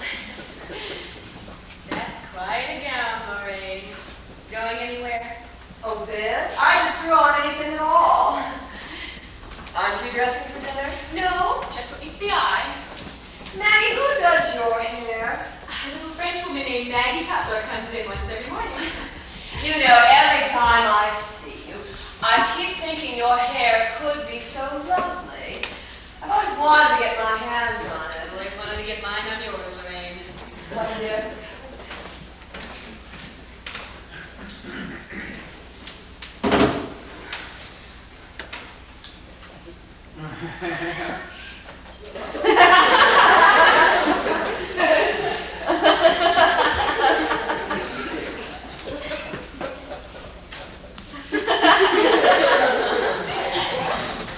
By the way, what time does Beverly get here? I'm not over anxious to see him. He's been and gone. Oh, really? Well, I'm very glad.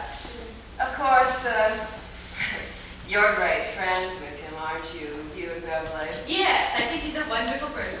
Oh, I suppose he is, but really. When I finished acting with him, I was a perfect wreck.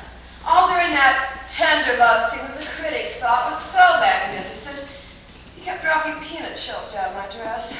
I wouldn't act with him again if I was starved. Tell me, Lorraine, have you found a new screenplay yet? Oh, no, I haven't. Well, there was a pile of manuscripts waiting for me in New York, but I rushed right out here to be with Sherry. Oh, yes. And it was wonderful of you, Lorraine, to drop everything and rush to Sherry's wheelchair. Well, after all, Maggie dear, what else has one in this world but friends? Well, that's what I always say.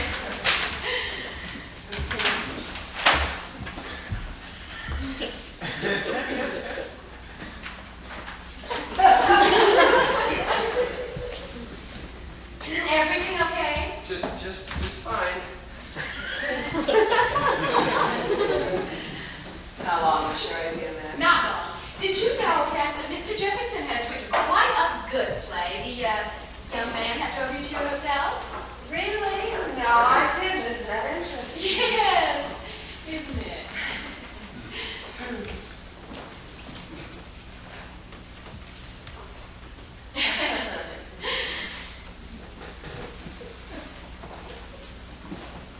You know, they put a polish on my nails I simply loathe.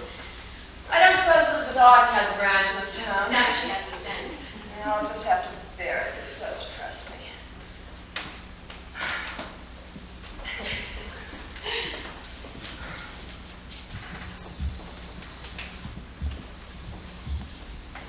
Oh. Maggie, have you read this book? Everyone was reading it in London. I hear you simply can't put it down. Well, I put it down. Right there. Hello?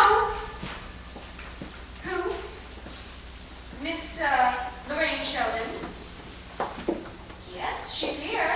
Just a minute, please. There's, a long-distance phone call for you, Lorraine.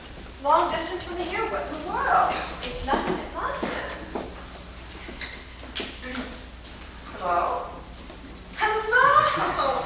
Cedric! Why, Cedric, is this you? Oh, Cedric, you darling, what a surprise. How'd you know I was here? What? Cedric, don't talk so fast, and you won't stutter so. Yes, that's better. Now I can read very clearly. It's almost as though you're right around the corner.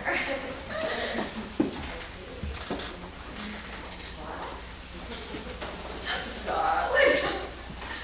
Oh, Cedric, darling. Would you wait just a moment? Maggie, would you mind? It's Lord Bottomley. It's a very personal call. Would you mind? Oh, no. Not at all. Yes, my dearest. Now tell me.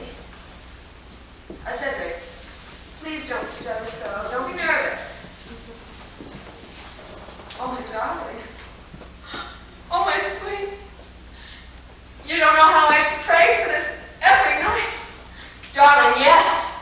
Yes, 1,000 times, yes. I'll get right on a plane. What? Cedric, please don't stutter so. Yes. And I love you too, my darling, so much. My dear sweet, my darling's darling. Yes. Yes, I will. You've made me the happiest girl in the world. Goodbye, my darling. Goodbye. Goodbye.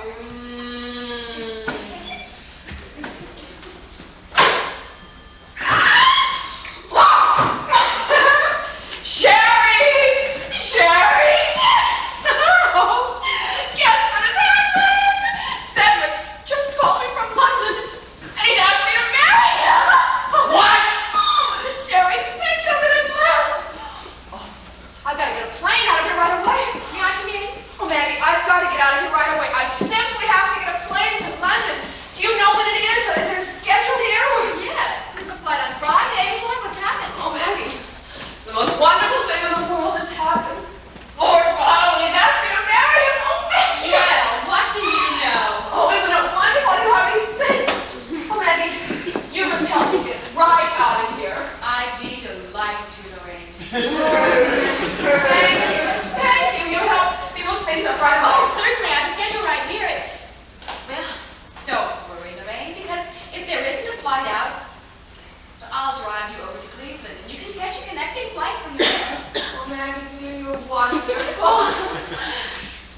Sherry, what's the matter with you?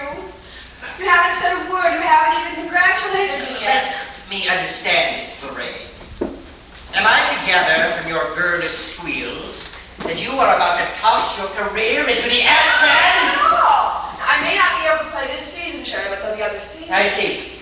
And everything goes into the ash can with it. Now, Sherry, you couldn't expect me. Don't explain, Lorraine. I understand only too well. And I also understand why Meryl Streep remains the first actress of the silver screen. Isn't this wonderful? There's a flight at 10:42 p.m. Let's see, 6 minutes now to get there. Well, it all works out just perfectly, doesn't it? Peachy. Oh, Maggie, you have the number to my hotel? I better get started packing.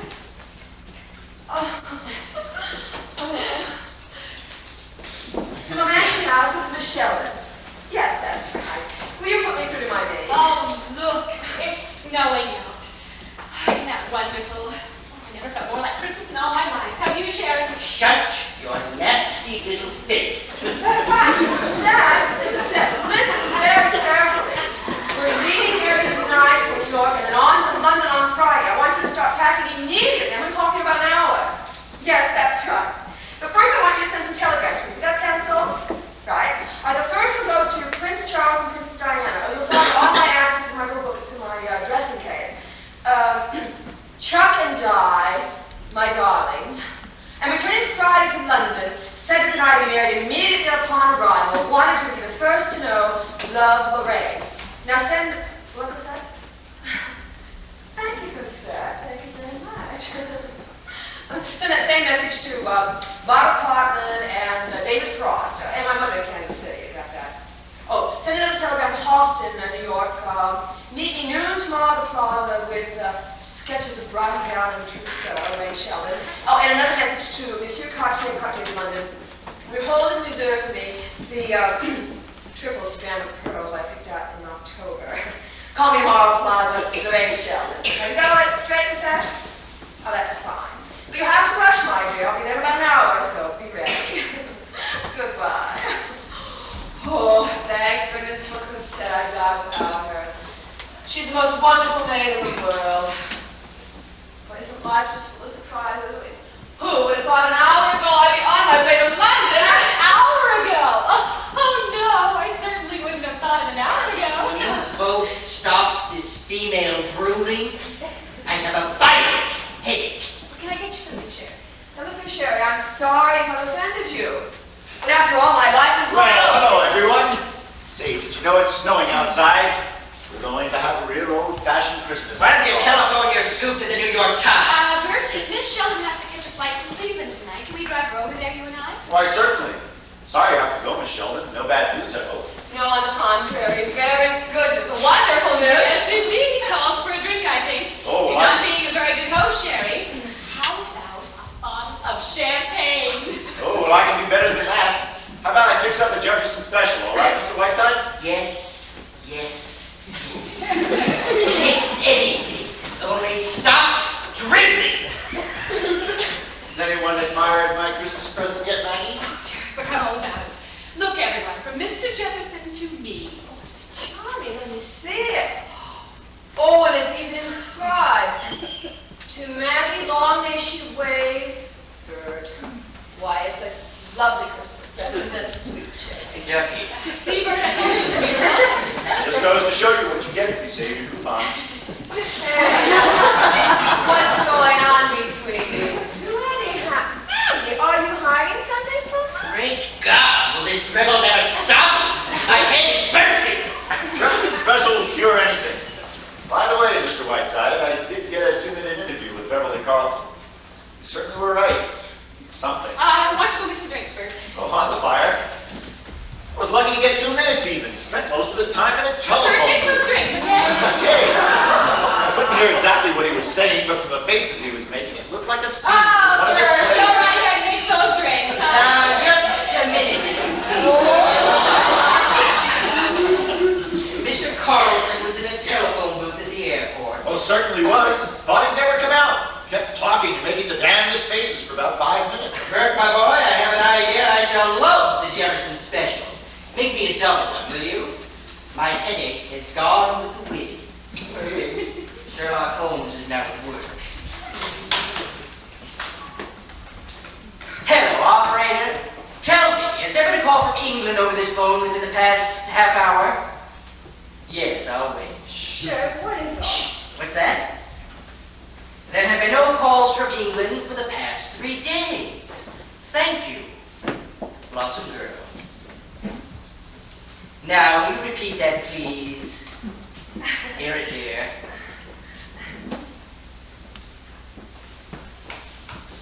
Thank you, operator, and a very Merry Christmas to you. Sheriff, what is all this? What does it mean? My dear, you have just played the greatest love scene of your career with your old friend, Beverly Carlton.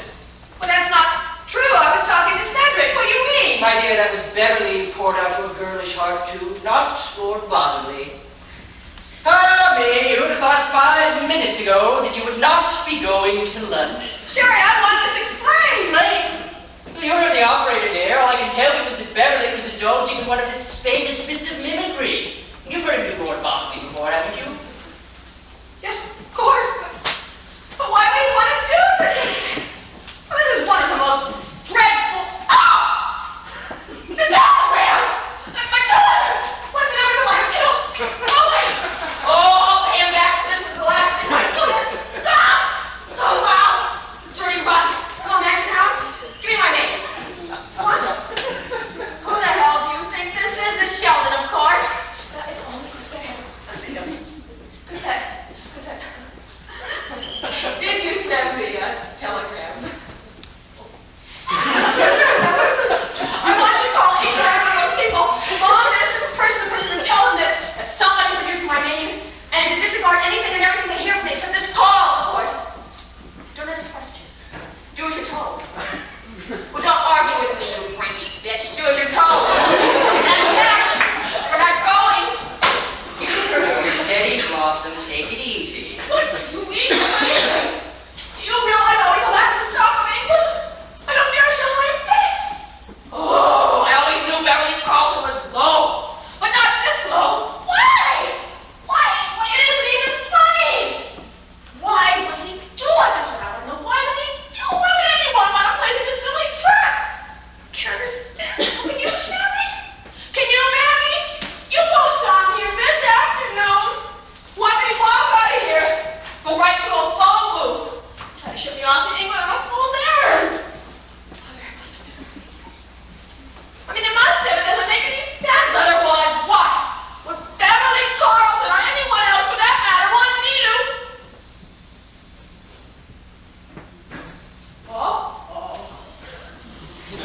Oh, I think I begin to understand. Of course that's it.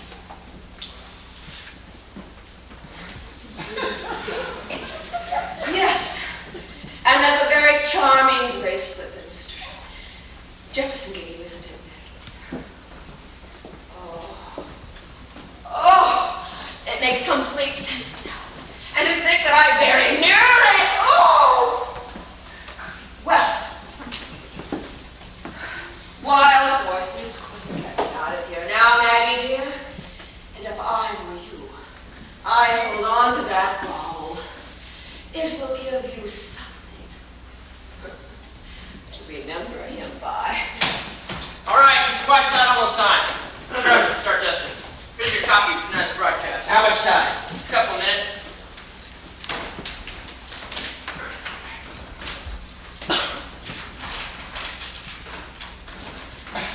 Come along, Daisy.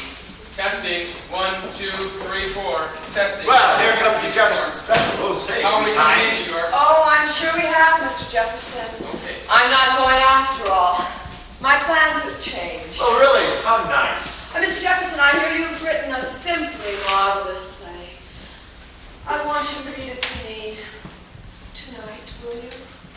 We'll go back to the mansion house right after dinner, and you'll read the little play. Why, certainly, I'm flattered. Thank you. Maggie, did you hear that? I'd say, I'll bet you set the whole thing up. That's the greatest Christmas present. Maggie! Maggie! Okay, New York. 30 seconds. Whiteside! What? Mr. Whiteside! Quiet!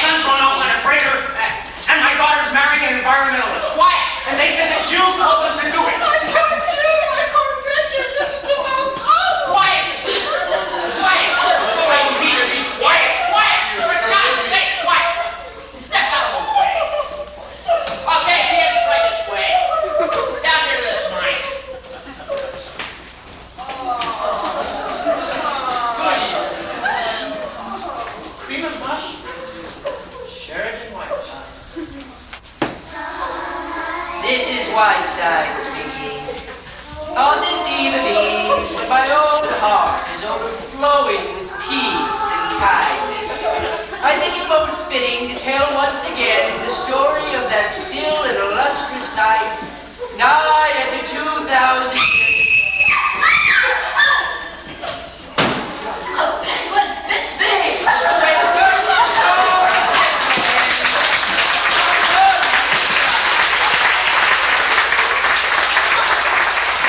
Where do you disappear to all the time, my Lady Nausea? Mr. Whiteside, I can only be in one place at a time. That's very fortunate for this community.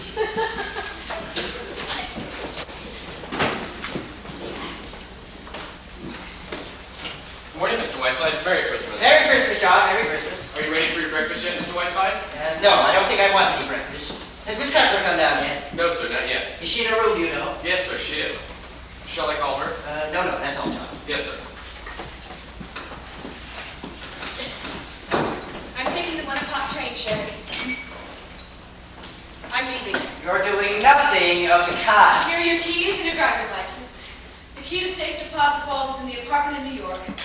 I'll go in there now and pick things up. Now, just a minute. Where were you until 3 o'clock this morning? I sat up half the night in this station wagon worrying about you. You heard me calling for you when you came in. Why didn't you answer me? Look, Sherry, it's over, and you've won. I don't want to talk about that. Oh, come. What are you trying to do? Make me feel like a naughty boy? Honestly, Maggie, sometimes you can be very annoying. You know, you really are wonderful, in a way. You're annoying. Wish there was a laugh left in me. Shall I tell you something, Sherry? I think you are a selfish, petty egomaniac that would see his own mother burned at the stake. That was the only way he could light a cigarette. I think that you would sacrifice your best friend if he dared disturb the sacred routine of your self-centered, paltry life. I think you are incapable of any human emotion that goes higher up in the stomach. I was a fool of the world for ever having trusted you. Well, as long as I live, I shall never do anyone a good turn again. I won't ask you to apologize, Maggie, because 6 months from now you will be thanking me instead of berating me. 6 months, I expect to be so far away from you. Hello. Merry Christmas, everybody. Maggie, Mr. Whiteside, shake hands with a successful playwright. Maggie, why did you run away last night? Where'd you go? Miss Sheldon thinks the play is wonderful. I read her the play and she thinks it's wonderful. Isn't that wonderful? Yes, it's fine. Mr. Whiteside, isn't that wonderful? Jefferson, I think you ought to go home, don't you? What? No! Biggest day of my life today. I know I'm a little drunk, but it's a big day. Sat up all night reading over at Billy's Tavern. Didn't know it was daylight till it was daylight. Maggie, Miss Sheldon says the play needs just a little bit of fixing. Take about 3 weeks. She wants to take me to this little place she's got up in Lake Placid. Just for 3 weeks, Maggie. Isn't that wonderful? Well, Maggie, say something. Look, Bert, I suggest you tell us all about this later. Now, why don't you... Excuse me. Merry Christmas, everybody. God bless us all, and Tiny Tim. Mr. Whiteside, I thought if I came real early. Say, Doc, have you heard of Lorraine Sheldon, famous actress? She's taken me up to her place in Lake Placid for 3 weeks to work on my play together. Great, Dr. Bradley, would you do me a favor? I think Mr. Jefferson would like some black coffee and a little breakfast. Would you take care of him, please? Yes, of course. Tell you what, Doc, I'm gonna buy you the biggest breakfast you've ever had. Yes, Jefferson. As a matter of fact, let's even go climb down a couple of chimneys. Got a friend, he just doesn't believe in Santa Claus. Let's climb down this chimney and scare the hell out of him. Now listen to me, Maggie. I am willing to forgive your tawdry outburst and talk about this calmly.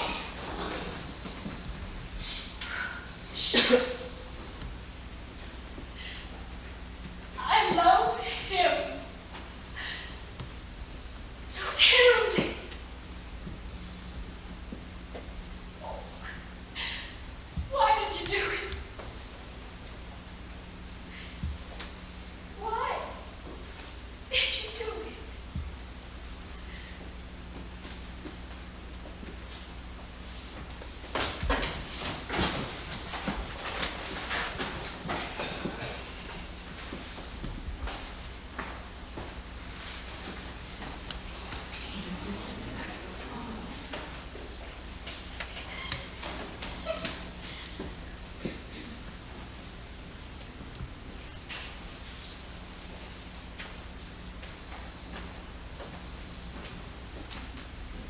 Merry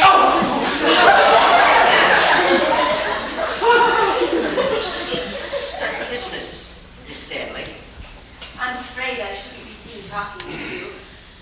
My brother is terribly angry, but I just couldn't resist asking, did you like my Christmas present? Oh, I'm very sorry, Miss Stanley. I haven't opened it. I haven't opened any of my presents yet. Oh, dear, I was so anxious to... Here it is. Right here. Won't you open it now? I appreciate your thinking of me, Miss Stanley. It's very thoughtful of you.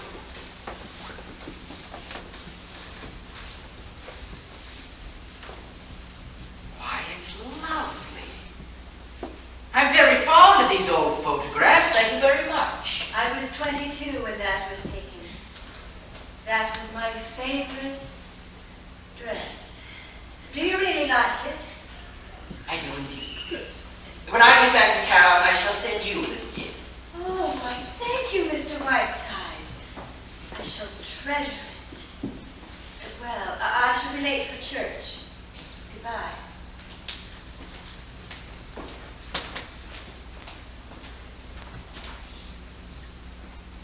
Goodbye. Goodbye, Miss Stanley. What is there about that woman? Servant's got a little surprise for you, Mr. Whiteside. She's just taking it out of the oven. Thank you, John.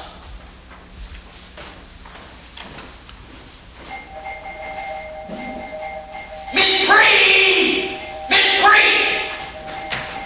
Yes, sir, yes. Answer the door, will you? John is upstairs. Who is it? It's India Hollander! I love you, Matthew. Matthew, you know what I'm saying? Matthew, kiss me. Again, don't be afraid of my Matthew, give us God's sake. I can do that. How do you do your miracle things? Hello, Whiteside. Will you sign for this package, please? Put that woman down, Matthew. That is my nurse, you mess of England. Come to my room in half an hour and bring some rye bread.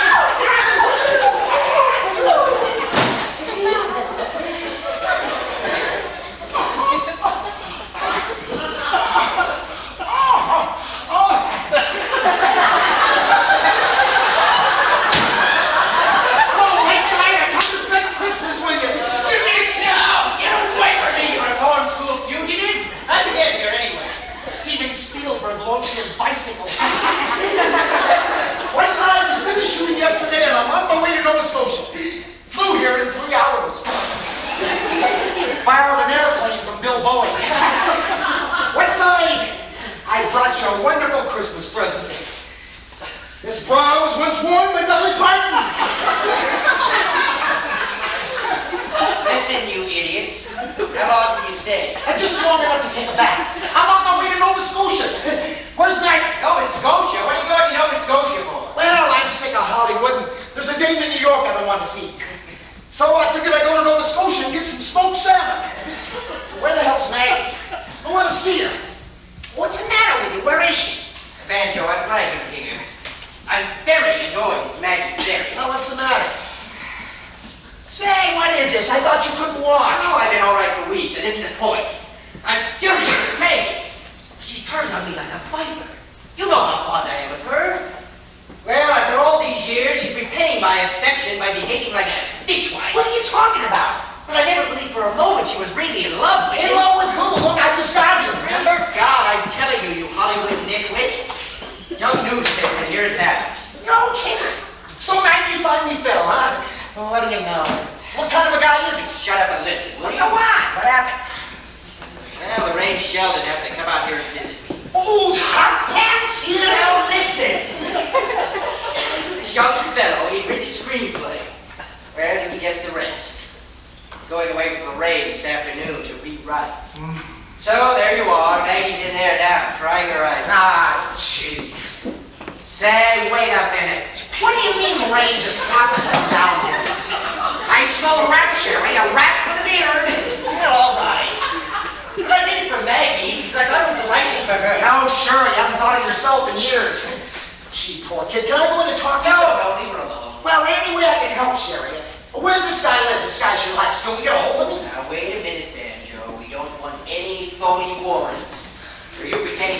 Gordon Liddy, and they all that to you before. Now, I got the rain out here. I got to get her away. Now, it's gotta be good. The rain's no dope. Now, there must be somewhere we can get her out of here like a barrel, you know? Hey, wait a minute, I think I got it! That fellow she's so crazy about over in England. What's his name again, Lord? Fanny, or whatever. That's it! Blow it away! No, Banjo, no! Wait a minute, you don't catch on. I'm sending the rain a cablegram from Lord I Hardy. catch on, Banjo. The rain caught on too. It's been tried. Oh, yeah. I told you she was no dope. Well, we've got a tough proposition on your hands. Trouble is, there's no damn little tie. Get out of my chair. The rain's taking him away with her this afternoon. Dang, there must be some way out. Trouble is, I've done this job too well. Hill and tenacious stuff, huh? In the words of one of our greatest lyric poets, you said. Yeah. Gee, I'm hungry. Well, we'll figure out something there, Sherry. You watch. We'll get the rain out of here if I have to do it one piece at a time. Merry Christmas, Mr. Whiteside. Mr. Whiteside, what's for you? Never mind, Sarah. He's quite mad. Come, Patricia. We shall dance. We shall dance in the snow. La la la la. Mr. Whiteside! Mr. Whiteside! Sarah, he's harmless.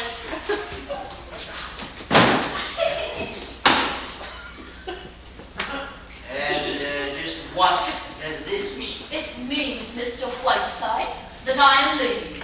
My address is on the desk inside. You may mail me a check. You realize, Miss Green, that this is completely unprofessional.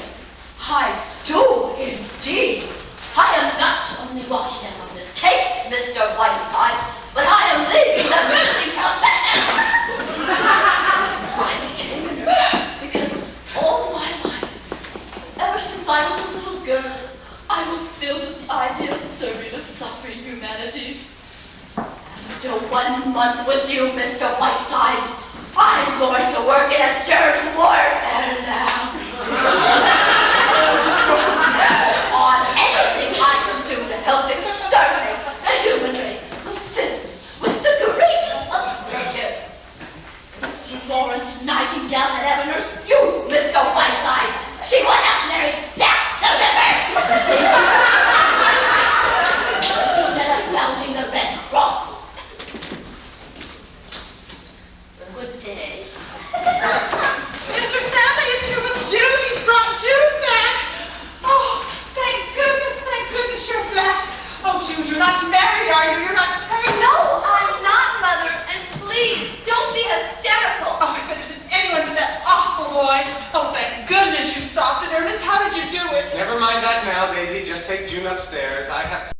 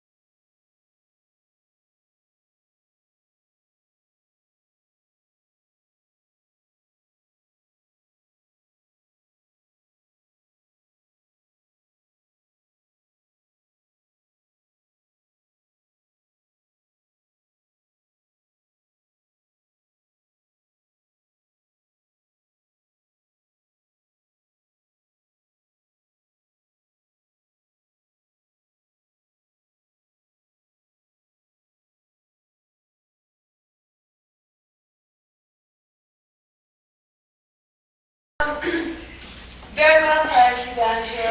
And you? Oh, I'm fine, fine. How's the mattress business, Lorraine? Very funny. You know, Banjo, it's too bad that your pictures aren't as funny as you seem to think you are. Well, you got me there, Mama. Say, Lorraine, you look in the pink. Anything in the wind, Whiteside? Not a glimmer. Well, what time's the boat sailing? 10 minutes. What's this? A good ship up the creek. I've listed everything except the New Year's Eve broadcast. What's the next thing on that? I think it's on the table there someplace. New Year's Eve. Bert and I'll probably hear it from my classes. You were at my party once, weren't you, Sherry? Isn't it lovely? Away from everything. Just snow and clear, cold nights. Oh, that's probably Bert now. I told him to meet me here. You know, I'm really looking forward to Lake Placid.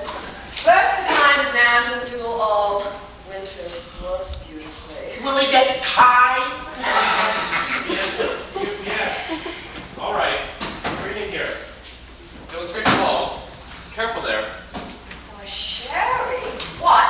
Where do you want this foot? Oh. Right there. Oh. It's for you, Mr. Whiteside. Dear God, if there's one thing I needed right now, it was an Egyptian mummy. Merry Christmas from Mrs. Sadat. What'd you get her, Grant's tomb? 5 minutes, Mr. Whiteside, including that. What was all that about? Who's that man? He announces the time every few minutes. I pay him a small sum. Whatever on earth for, Sherry? I lost my watch. I see you're still busy. Good God. I'll wait in here. I wrote a new chapter on the left kidney.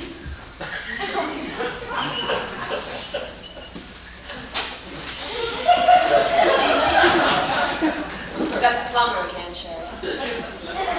Oh dear, I wonder where Bert is. Well, Sherry, now you're not very Christmassy. You're usually bubbling over on Christmas morning. Who sent this to you, Mrs. Anwar Sadat? I think it's rather beautiful. You know, I must go to Egypt someday. I really must. I know I'd love it. First time I went to Pompeii, I cried all night. All those people, all those lives. Where are they now? Sherry, don't you ever think of that? I do. I mean, here was a woman like myself, a woman who once lived in love, full of the same passions, fears, hatreds, jealousies. And what remains of any of it? Only this and nothing more. Oh. Ah. Hmm.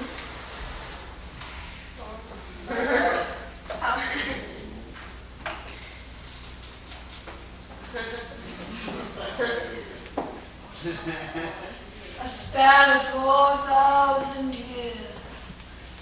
I mean, Adam. And here am I, another woman living out her life. I'm gonna cry.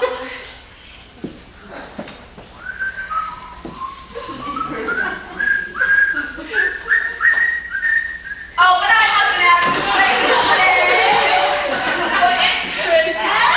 Well, it's Christmas. Go right here.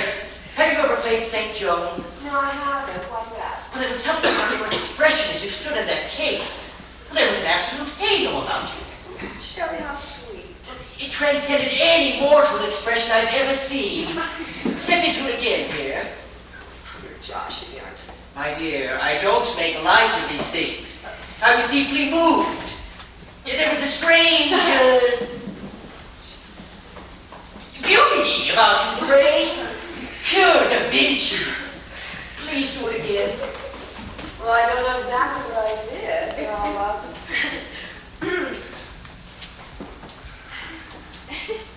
Oh, sure, actually, it's too silly. Lorraine, dear. And that one single moment should not be ashamed of it. You asked me a little while ago what I wanted for a Christmas present. All that I want, Lorraine, is the memory of you in that mummy case.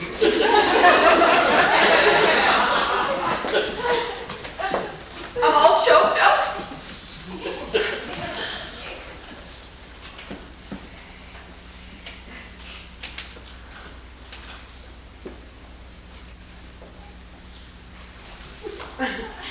Dust thou art, and dust to dust back out! Repair service for you? Will she be all right? Oh, sure, sure. Breathe easy in there. I'll look around as soon as we get on the plane. Well, where do we go from here? Say, how do we get this thing out of here? One thing at a time. That's the day. Fast, Captain. Think back. This is everything, Sherry. I've taken 3 copies. Is there anything else out here? What's in this desk? Nothing at all. Thank you, thank you. Shall I file these letters? Do you want this picture? No, throw everything away. Wait, give me the picture. I want the picture. The only thing I haven't done is to put all your broadcasts in order. Do you want to do that? Right? Do that, will you? Right away, Maggie. Right away. It's very important. I'll see you before I go in.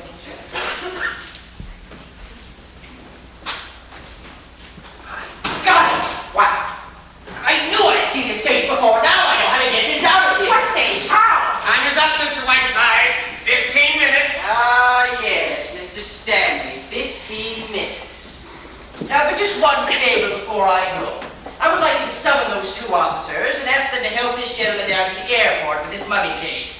Would you be good enough to do that, Mr. Stanley? I will do no such thing. Oh, I think you will, Mr. Stanley. Or I shall inform my radio audience on my next broadcast that your sister, Harriet Stanley, is none other than the famous Harriet Sedley, who murdered her mother and father with an axe 25 years ago in Gloucester, Massachusetts. Come, Mr. Stanley. It's a very small favor. Or would you rather have the good folk of Visalia repeating at your very doorstep that once popular jingle? Harriet Sedley took an axe and gave her mother 40 whacks. And when the job was nicely done, she gave her father 41. Remember, Mr. Stanley, I too am giving up something. It would make a hell of a broadcast. Well, Mr. Whiteside, you are the damnedest person that I have ever met. you're a little late finding that out. Officers, will you come in here, please? Whiteside, you're a great man. Come on in, officers. Mr. Stanley would like you to help this gentleman down to the airport with his mummy case. He's sending it to a friend in Nova Scotia. Collect! Right, Mr. Stanley? Yes, yes. Thank you, gentlemen. Handle it carefully.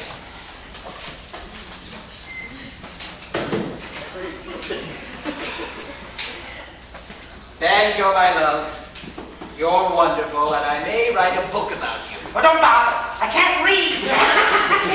Well, by that, Maggie. Love conquers all. Hey, don't drop that case, boys.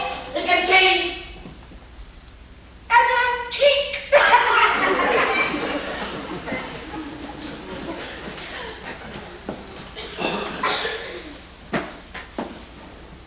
Sherry. Sherry, who's that? It was indeed. Oh, a little Christmas present for you. Jerry, you won't reprobate. Just send me a necktie sometime. Maggie, my coat. I am leaving for New York. You're leaving. Don't argue, rat girl. Do as you're told. Mr. Whiteside. Mr. Whiteside, I just came to apologize. Don't give it a thought first. There's been a slight change of plan. Miss Sheldon is off on a world cruise. I am taking her screenplay to Meryl Streep.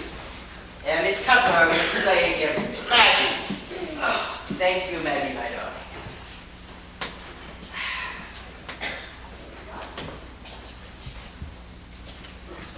You're still busy. Ah, yes, out to Bradley. Very busy. But if you ever get to New York, try and find me.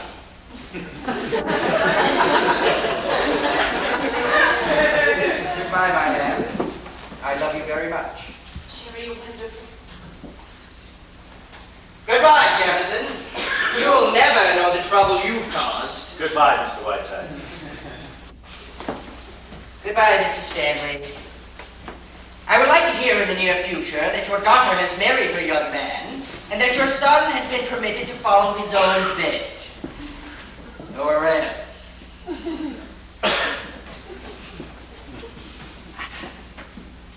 Merry Christmas, everybody! Maggie, for God's sakes, what's going on? I didn't know he could walk even. Oh, never mind, Bert. You're too young to know. Just don't ask any questions. Ernest, Richard's being very difficult to... Oh, get it!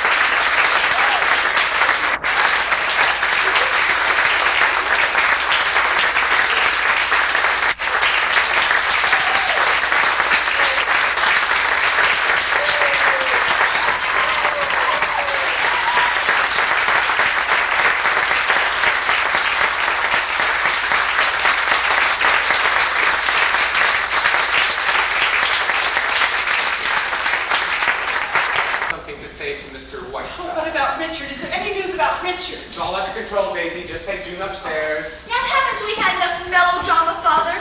I don't have to be taken upstairs. I'll go upstairs. Merry Christmas, Mr. Whiteside. And it looks bad for Ralph Nader. Well, come on, Mother, lock me in my room. June, you feel much better if we had a nice hot bath here. I am pleased to inform you, sir, that your plans for my daughter seem to have gone a trifle awry. She is not, nor will she ever be married to that environmentalist that you so kindly picked out for her.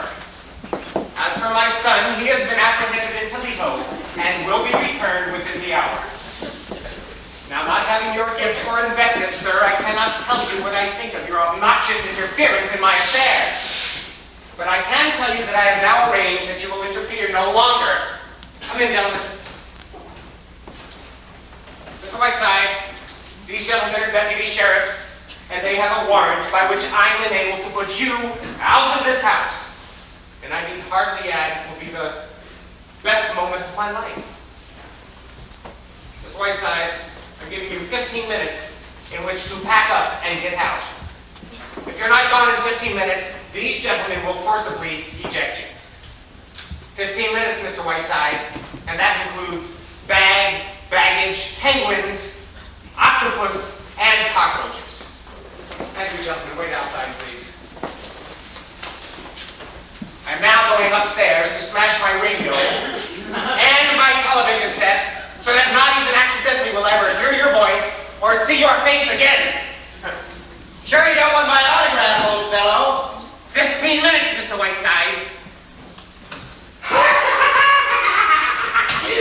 Say, can she cook? Well, Whiteside, I didn't get an idea. Any news from the front? Yes. The enemy is at my rear and nibbling. Where'd you say Maggie was in there? It's no use, Banjo. She's taking the 1 o'clock train out. What? No kidding.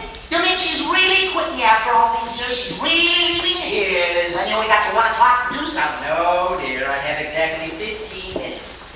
14 minutes. Wish to pull out my hat the goddamnedest rabbit you have ever seen. What do you mean, 15 minutes? In exactly 15 minutes, baby's rosy little body is being tossed out into the snow.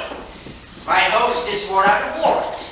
I am being kicked out. What? I never heard of such a thing. What would he do a thing like that? Never mind. The point is I have only 15 minutes.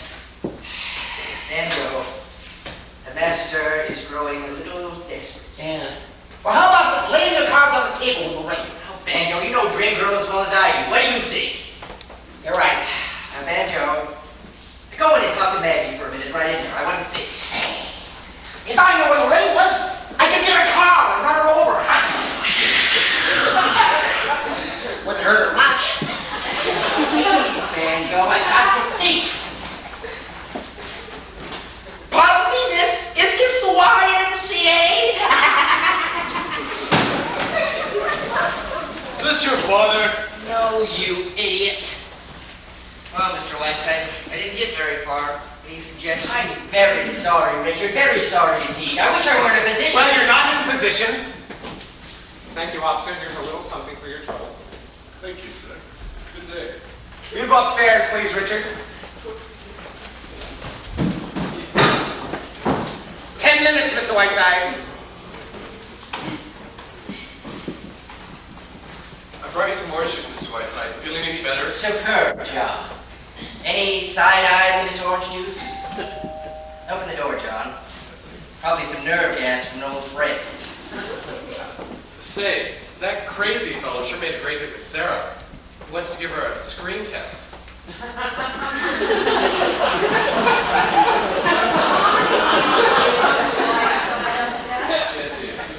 No. Merry Christmas, darling. Merry Christmas. I've come to have Christmas breakfast with you, may I? Of course, my sprite. John, is ready for Miss Sheldon. Better make it 1 minute eggs. Oh, Sherry, it's the most perfect Christmas morning out. Snow's absolutely glistening. Oh, too bad you can't get out. Oh, I'll probably see a bit of it. I hear you're off the Lake Placid by Blossom. What time you go? How did you know? Is Bert here? No, he rolled in a little while ago. Worked rather fast, didn't you, dear? Sherry, I was swept off my feet by that night. Oh, it's fantastically good. There's the kind of part that comes around only